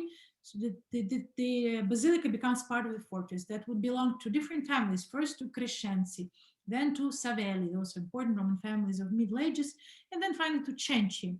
That one of Roman popes, Honorius III, was from Cenci family. So he donated part of his family fortress, the basilica precisely, to the Dominicans. Actually, they didn't exist at that time. It happened in 1219, and he simply gave it to the group of monks that needed some place to stay. And Saint Dominic himself, who is the founder of this Roman Catholic order of preachers, named after him, the Dominicans, he actually physically lived in this fortress, in this first monastery. So we are looking at the marble slab at the tomb, which is in the center of the basilica's floor, of the first general of the order of Dominicans. His name was Muñoz de Zamora. He was Spanish, just like Saint Dominic himself. He died in 1380. Notice the difference, how it was forbidden to bury out inside the walls of Rome, and now it becomes mandatory. You have to bury someone next to the church, which means in the center of Rome, next to the church, even better inside the church, under the level of the church. All of Roman churches today, they have big cemeteries. We have bones everywhere, under the floor, inside the walls. If you walk through the Roman churches, keep that in mind. It's very much different. And then again, in the end of 19th century, once Rome changed again its style, it wasn't anymore the capital of the papal state, but rather capital of the secular state of Italy, Kingdom of Italy. Once again, it was forbidden to bury in the cemeteries inside the city of Rome, but rather outside. There is this mosaic. That's probably also a quite important thing of this church, written in Latin hexameter, so in poetry metric. It's a text written by Saint Paulino from Norcia. And it mentions two saints, the Pope Celestine and Saint Peter of Illyria.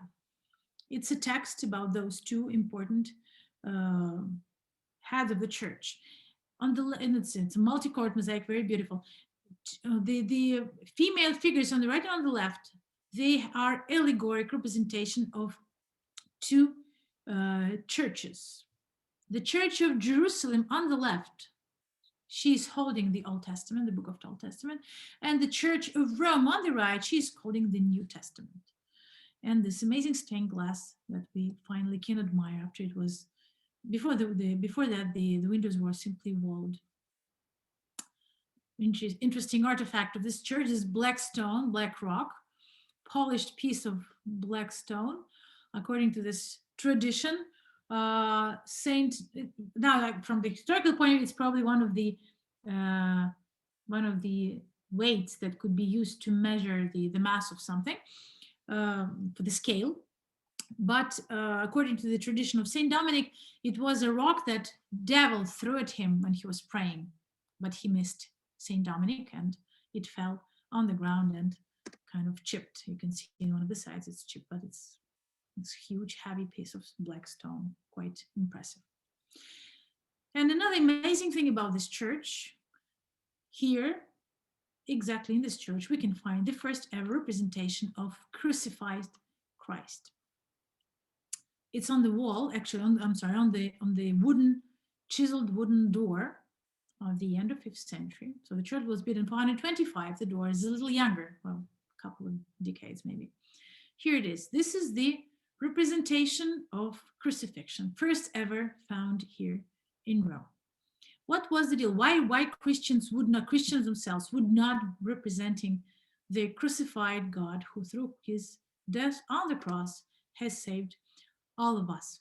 Well, we have to imagine the whole historical context for Christians at that time. It wasn't just some abstract death that has happened to someone. It was something very, very real to them.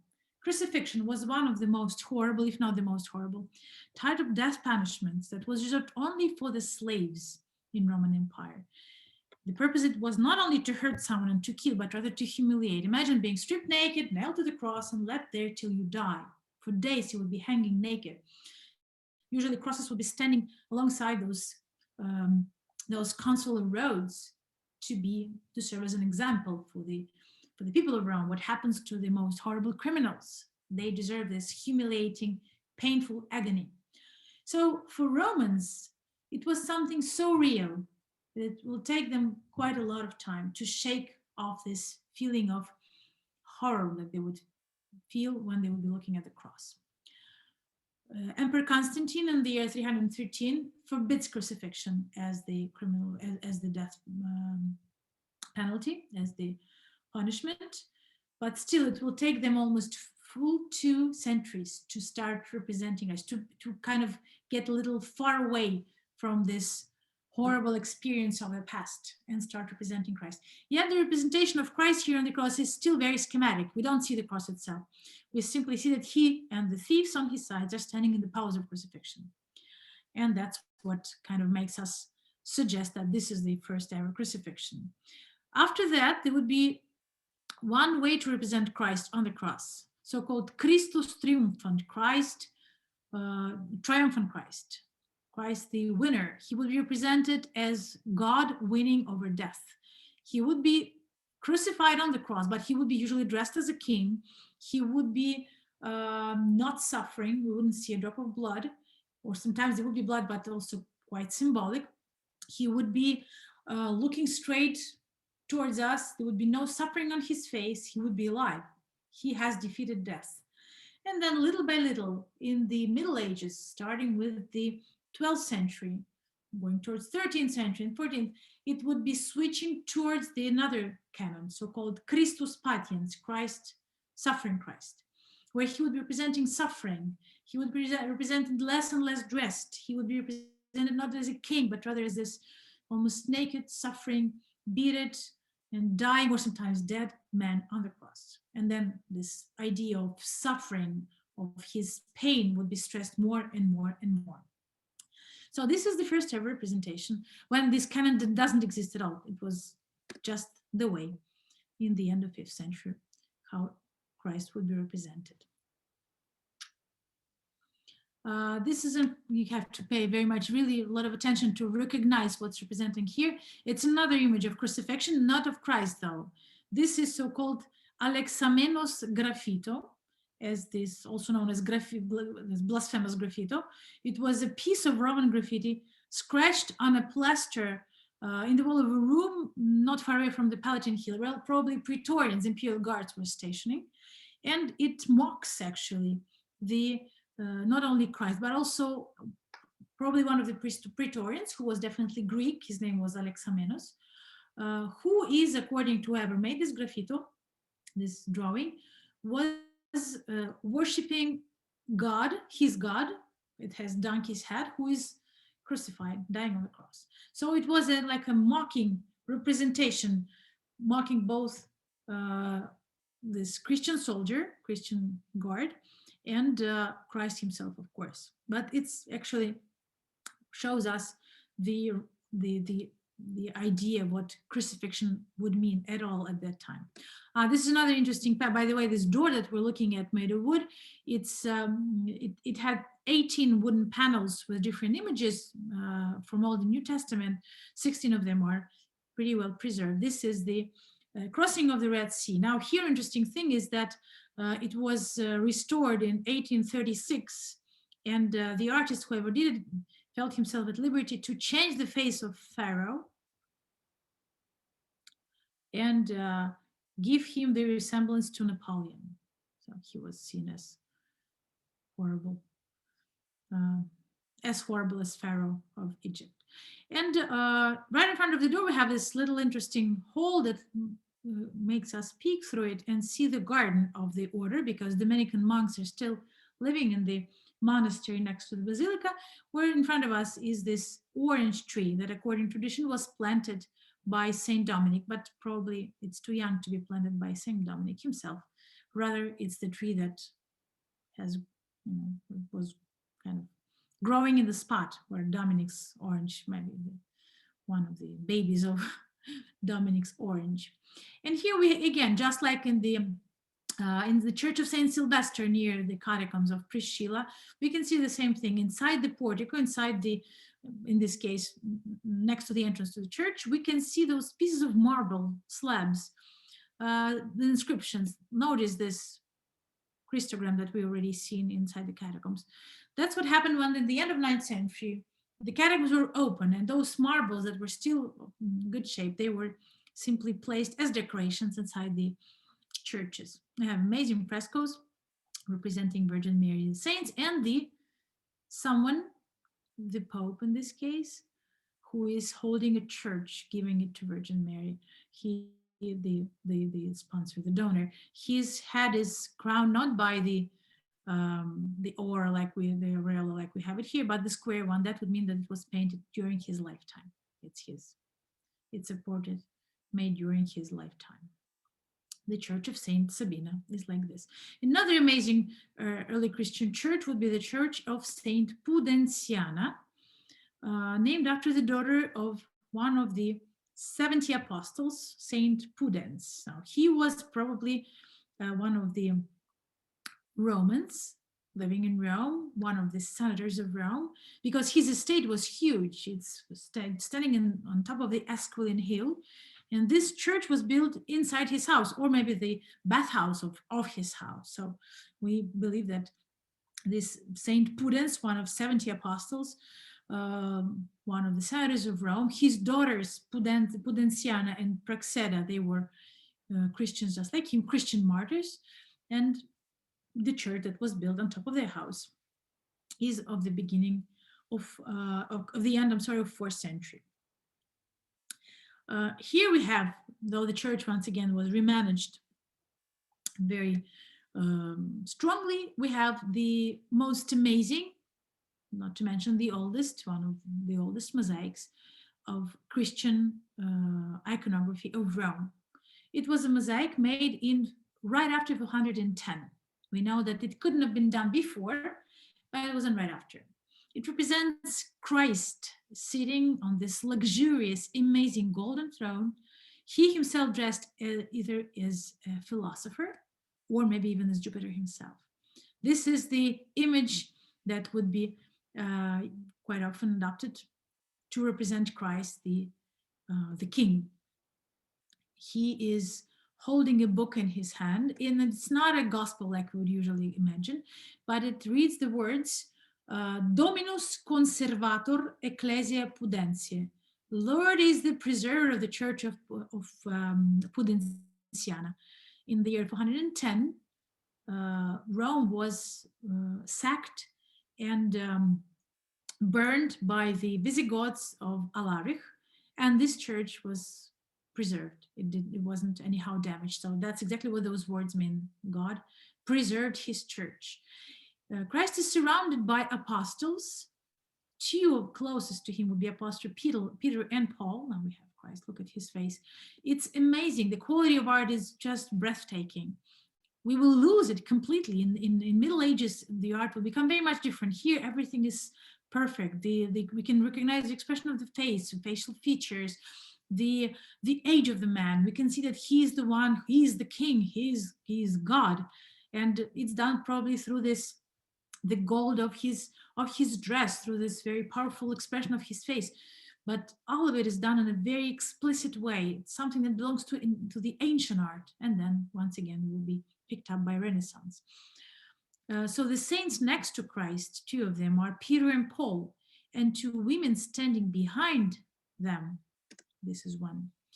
That are holding the crowns over their heads, could be either, once again, the allegories of the Church of Jerusalem and the Church of Rome, or simply those two sisters, Prudenziana and Praxeda. Two of them, both of the interpretations are valid. The background of the scene is in the same time very realistic. You can see that this one was heavily restored. Unfortunately, when this church was remanaged, part of the mosaics were damaged, so they would have to repristinate it, and you can kind of see the way it was done. The background of the scene, it is in the same time quite realistic. It shows us a semicircular porticos with golden roof. The sun rays are reflected from the gold of the roof. And then they have temples behind that looks like pagan temples to us.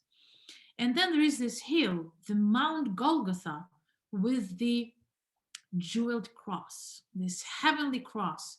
That is not the same thing that crucifixion, mind it. It's not the horrible instrument of torture, dirty and humiliating, but rather something quite abstract. It's the cross in the heaven, the one that is described in the Revelation of St. John, with all of those precious stones. And it's taller than all of those temples, no matter what they made from marble and gold, but still it's kind of reigning over this amazing, over the Mount Golgotha, over the hill of Christ's death. There used to be 4 apostles, 4 evangelists. Unfortunately, this modern art, Baroque art that was built in front, damaged partially and covered them. I wouldn't know who would ever do it. But it's the example of this ancient art that is somehow was filled with Christian meaning. Just a couple of words about mosaics, because mosaic is probably one of the most amazing examples of Roman art that existed in ancient times. Then it, as we can see, in early Christian art, and then it will also be quite often used in Middle Ages, and then Renaissance, and in Baroque, and nowadays. It's one of those, I would say, typical art that Romans would never stop creating. It also was called at a certain point as this eternal painting, because really nothing can happen to mosaic unless you start plucking out the pieces of it. Usually traditional mosaics were made from small cubes of or roughly pieces of stone or handmade glass enamel. But later they started to use specifically prepared glass that would be opaque and mixed with different oxides of metals. It would be colored. It would have different colors. They would be simply using metal oxides, and it would create any color. Everything that we have in front of us were made this way. If you would use copper monoxide, you would have green. If you would have different kind of copper oxide, you would have red. If you would have iron oxides, you would have brown. Chromium trioxide would give you different shades of green and yellow and orange. The lead oxide would make these little pieces of glass white, and tin oxide would make it non-transparent. That's exactly what we have. And how do you make gold mosaic? Gold little pieces of glass. You would put underneath the transparent piece of glass golden foil, and that's how you have this amazing gold mosaics. In Middle Ages, golden mosaics would be used very often because the churches themselves would be quite dark. So every precious ray of light would be so much cherished. It would be reflected from the gold mosaic and create this amazing effect of divine shining.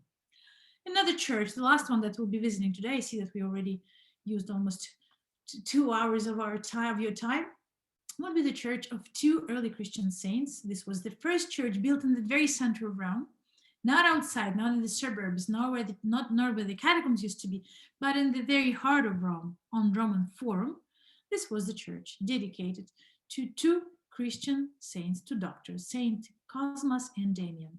It was a church built in 530, and it was built inside a pagan temple. This is the case where they wouldn't be building a separate structure, but rather use the existing one. The temple of Romulus, this is the part of the church that was today, part of it was, the church was enlarged and made bigger, but the part of it is still this ancient pagan temple of Romulus.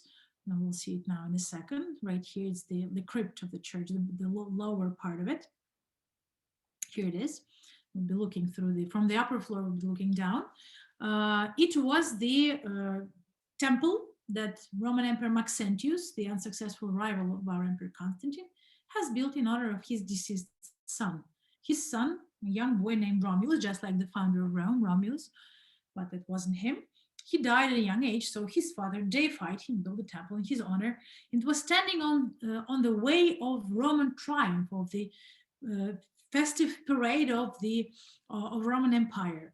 So it was transformed into a church. That was something quite courageous to do. It was done in the 530. And the mosaic was of, we will see right behind the church. The church was made actually earlier, that I remember correctly. The mosaic was decorated, was used to decorate the church that already did exist. Now it has two levels because the bottom part at a certain point was flooded. So it was, the floor of the upper church was elevated. That is why when we look at the mosaic, we see it very, very much closer than we're supposed to have it in front of us. Inside the crypt, there is the altar with the relics of those saints, Saint Cosma and Damian, the divine doctors, and that's where pilgrims usually come to celebrate the Holy Mass or Holy Liturgy on the relics of the saints. Here it is. Here's our mosaic of 530. That's probably, once again, one of the most amazing, together with the Saint Pudenziana Church, one of the most amazing examples of early Christian art. The church is dedicated to two saints, two martyrs, yet the central decoration of the apse is still Jesus Christ. This is how the cult of saints is born. It's still about Christ. We venerate not themselves, but rather we venerate Christ in them. So we see Jesus Christ walking towards us. He is surrounded by this intense blue sky, very dark blue color of the sky, and under his feet we see the clouds that are not white, but rather all of the shades of red and orange. This is the colors of the clouds on the sunset. We are looking at Christ at the sunset. Why is it so important? Because this is the last sunset that will be happening ever. This is the so-called parousia, the second coming of Christ, that according to the, once again, revelation of St. John, will be happening at this sunset. So the last rays of sun are coloring those clouds in those amazing shades. And that's how for centuries the second coming of Christ will be represented. Those multicolored clouds that are used by Christ almost as the steps walking down towards us. He is wearing this, once again, this golden toga, the dress of Roman senators. He's holding the scroll in his hand. And there are two men pointing out towards him. Those are two apostles, Peter and Paul. Peter on the right with white hair, white beard and white hair. Paul on the left, slightly bald. And this is once again, this is the birth of canons representation of those two saints. They will be represented like this for centuries. You would always recognize them. White bearded, the man with white beard is Peter, almost always. And then if next to him is this slightly bald man with the little blanched face, that is our Paul. They will be always represented this way. They don't even need their attributes, the key and the sword. We know that's them. And then we have two men standing next to Peter and Paul. Peter and Paul are kind of embracing them, kind of holding them. They are introducing those two men to Christ. Those are our two saint martyrs, Cosma and Damian. And then two more men on the sides, on the edge of the mosaics. The one on the right was Saint Theodore, because originally the church was dedicated to him as well. And then on the left is the Pope, Saint Pope Felix. In his time, Felix IV, this mosaic was made. Now, he was added much later than the mosaic was made. You can actually see the face of the Pope Felix is very much different than those serious little severe faces of, in this case, Paul and Cosma or Damien. I wouldn't know, they're not signed, their names are not signed. And what does the Pope holding in his, what is Pope holding in his hand? He's holding the church of Saint Cosmas and Damian. He's kind of presenting Christ with the church. And look at the bottom of the mosaic, this amazing surface that they're standing on top.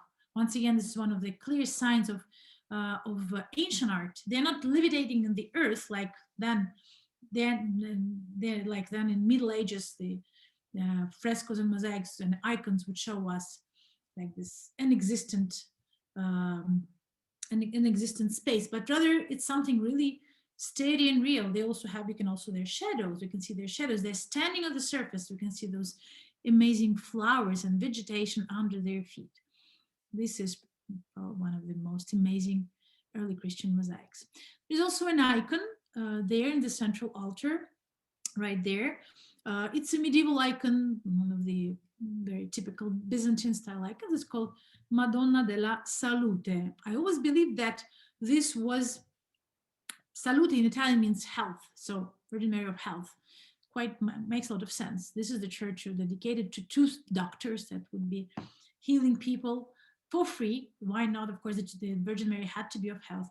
Apparently it's not. It's the salute also means hello, greeting actually. Apparently this is the legend about that actually would date this church much, this icon previous centuries. The legend talks about one of the popes, Gregory the Great. I don't know in English, how do you call him, dialogue or great? Well, that was walking by the church and he heard the voice of Virgin Mary asking him, why don't you greet me like you used to do? And then this church was placed on the main altar. Anyway, this is one of the medieval icons of Virgin Mary, very much venerated in Rome and in this church. And then we have this very unusual image of Christ that was, I used to believe this was medieval, and it's sometimes mentioned as medieval now.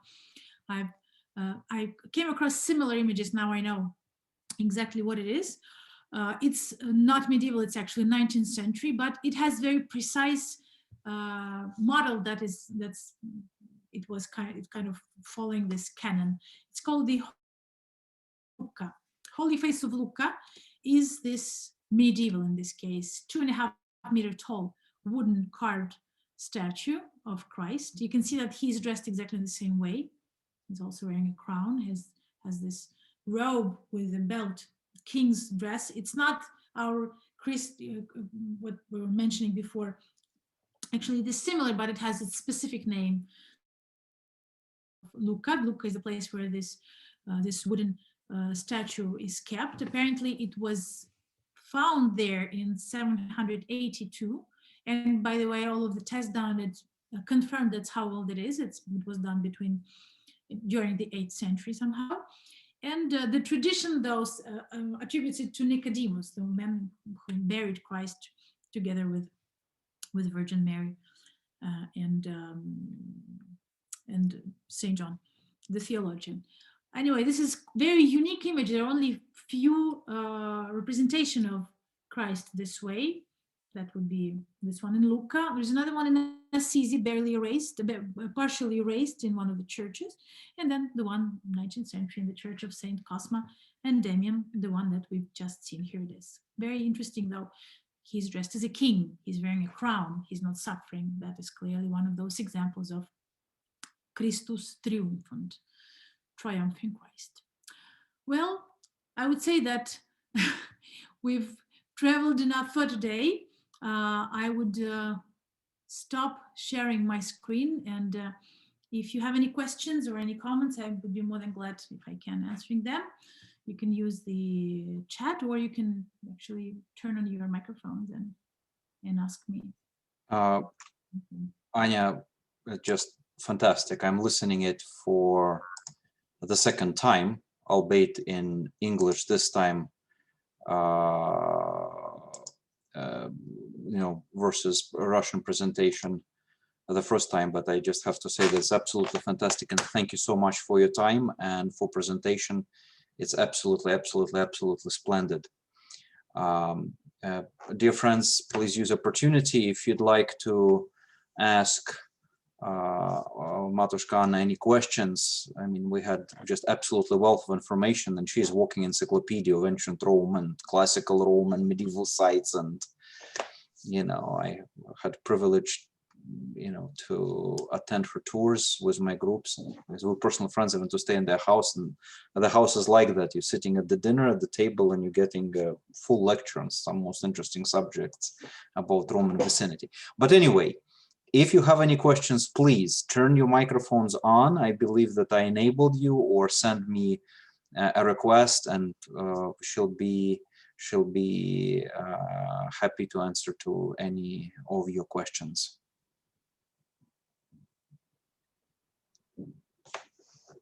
Natalia, I see you. Do you have a question, or Maxim have a question? Can you turn yourself on? Hello. Hello. Anna, Yes. thank you very much. My 13-year-old son, who is loves history, has a question. I'd like to know if they had to ask for permission from like the Roman government in order to build one of these churches during that time. The early churches. You mean when they would be building churches?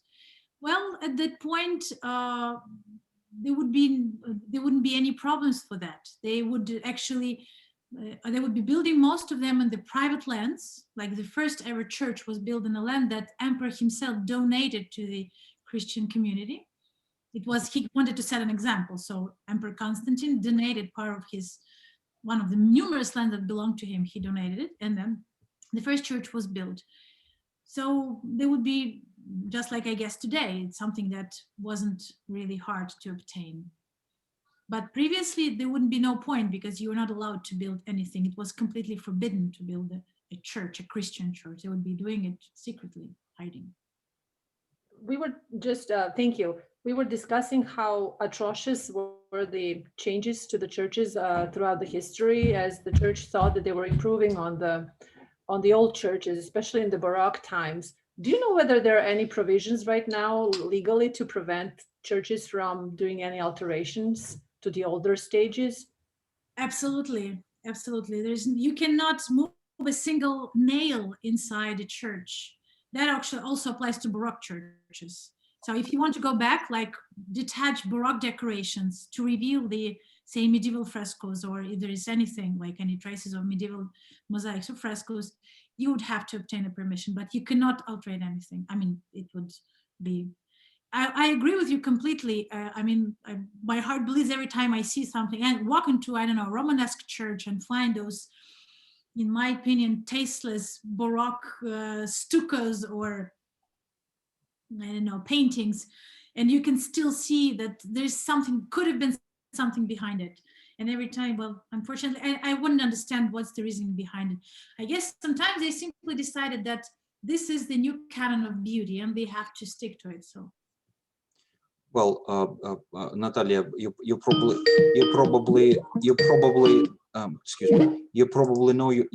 know yourself, but I just would like to emphasize that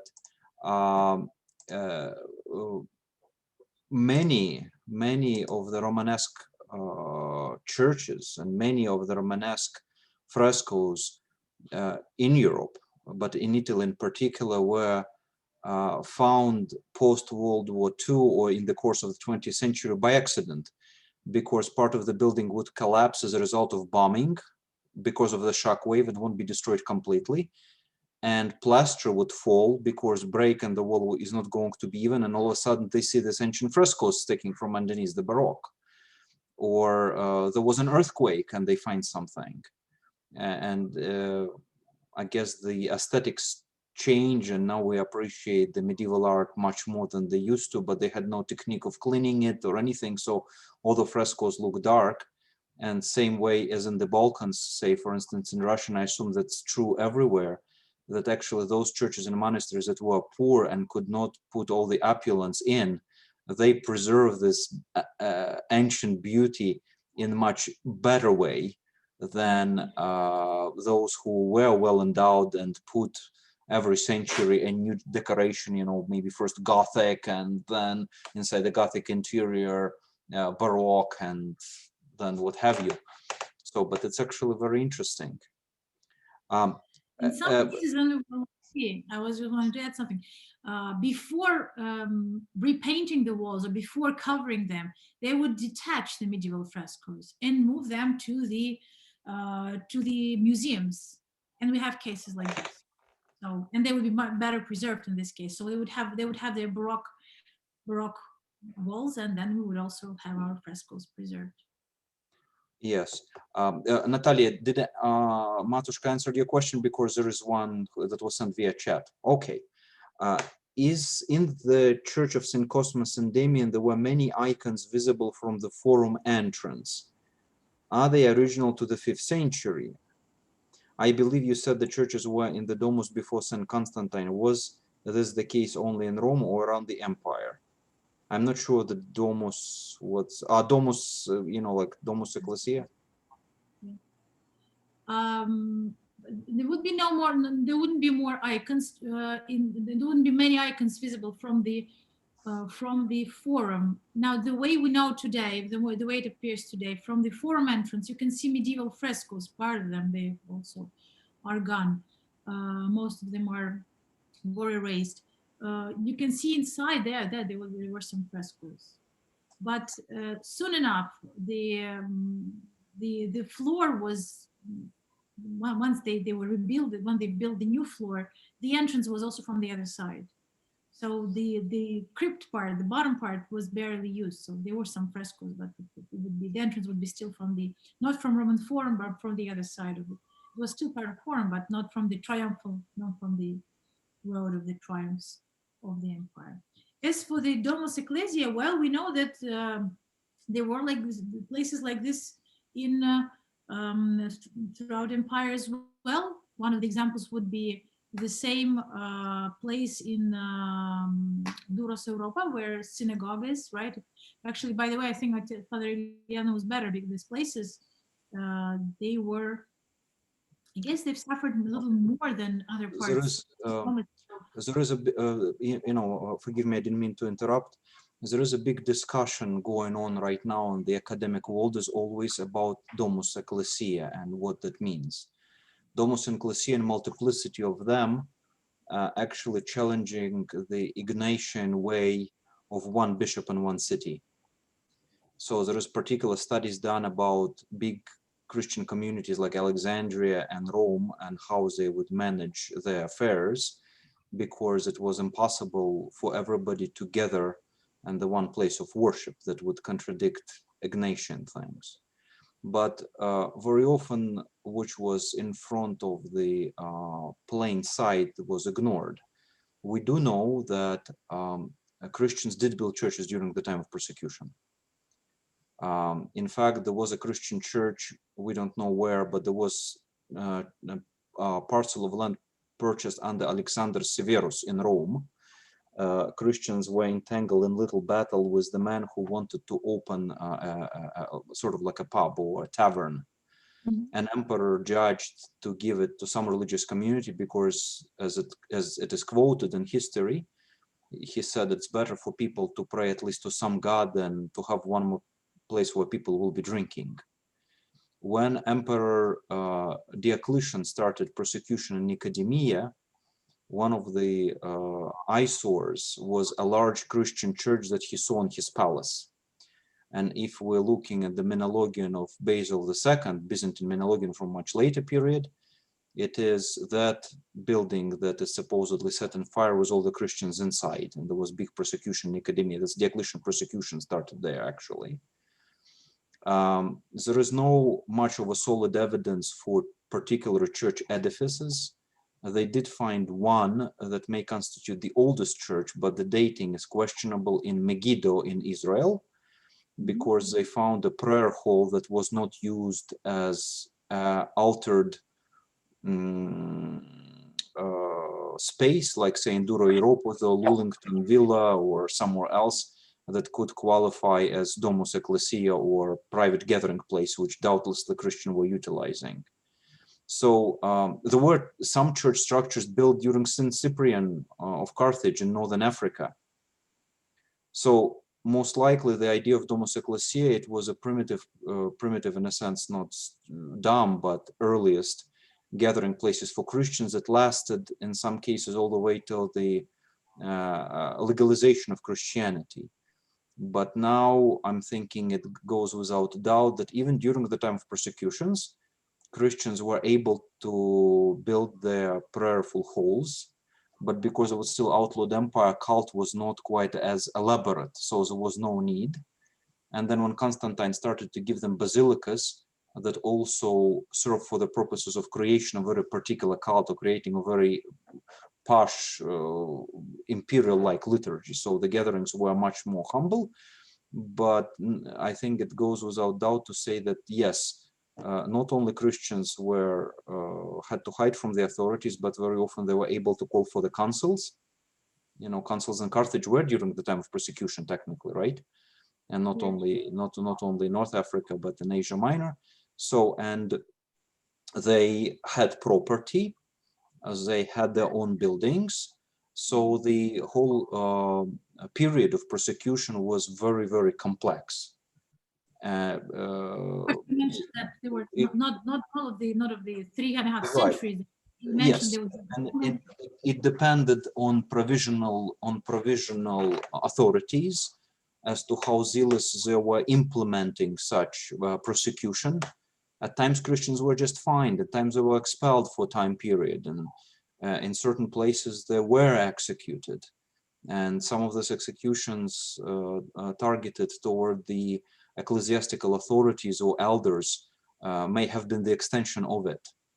So it's not to dismiss the period of persecution, and it was absolutely horrendous, but it definitely in later Christian memory it was exaggerated because it was also a learning tool as well. Sure. So once very formally established concept of Domus Ecclesia, I'm not saying it doesn't hold merit, but there was a parallel existence of fairly open structures, and Christians who were treated as Jews, and Jews were allowed to have their synagogues and prayer halls.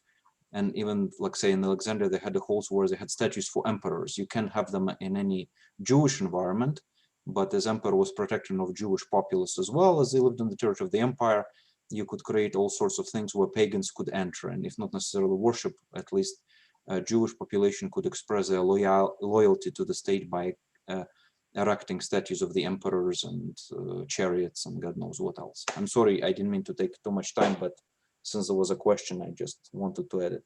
We did talk about it during our lecture, but it was in Russian, so probably I have to repeat it in English, because it was also very interesting, and thank you, Matushka gave some very pertinent advices in that regard as well. Anyway, I see that Svetlana unmuted herself, so probably she has a question. I just wanted to say thank you so much. It was stunning, Anna. Absolutely. Thank you. Thank you so much. Good to see you today too. So, dear friends, if you have any questions, please come forward, because it's very late in Rome, and Matushka has been talking for nearly 3 hours. She must be exhausted by now. So if you have any questions, please come forward. If not, we'll be saying thank you in a most profound way and parting. Questions 1, questions 2, questions 3, no? All right. Well, Matushka, thank you so much. Really appreciate it's wonderful to see you, and it was wonderful to see your husband at the beginning. And thank Thank you all you. the guests. Thank you all the guests for attending. I see that there are some Russian speakers. Yeah, I see that there are some Russian speakers. Tomorrow we'll be hearing about Cathedral of Saint-Cernin in Toulouse. Very interesting presentation, so please come. And then about further lectures, there's going to be a further notice, but hopefully next Sunday we'll have something very interesting in English as well. So God bless you all. Please stay healthy, and thank you very much. Thank you, Father. God bless. Thank you. Thank you.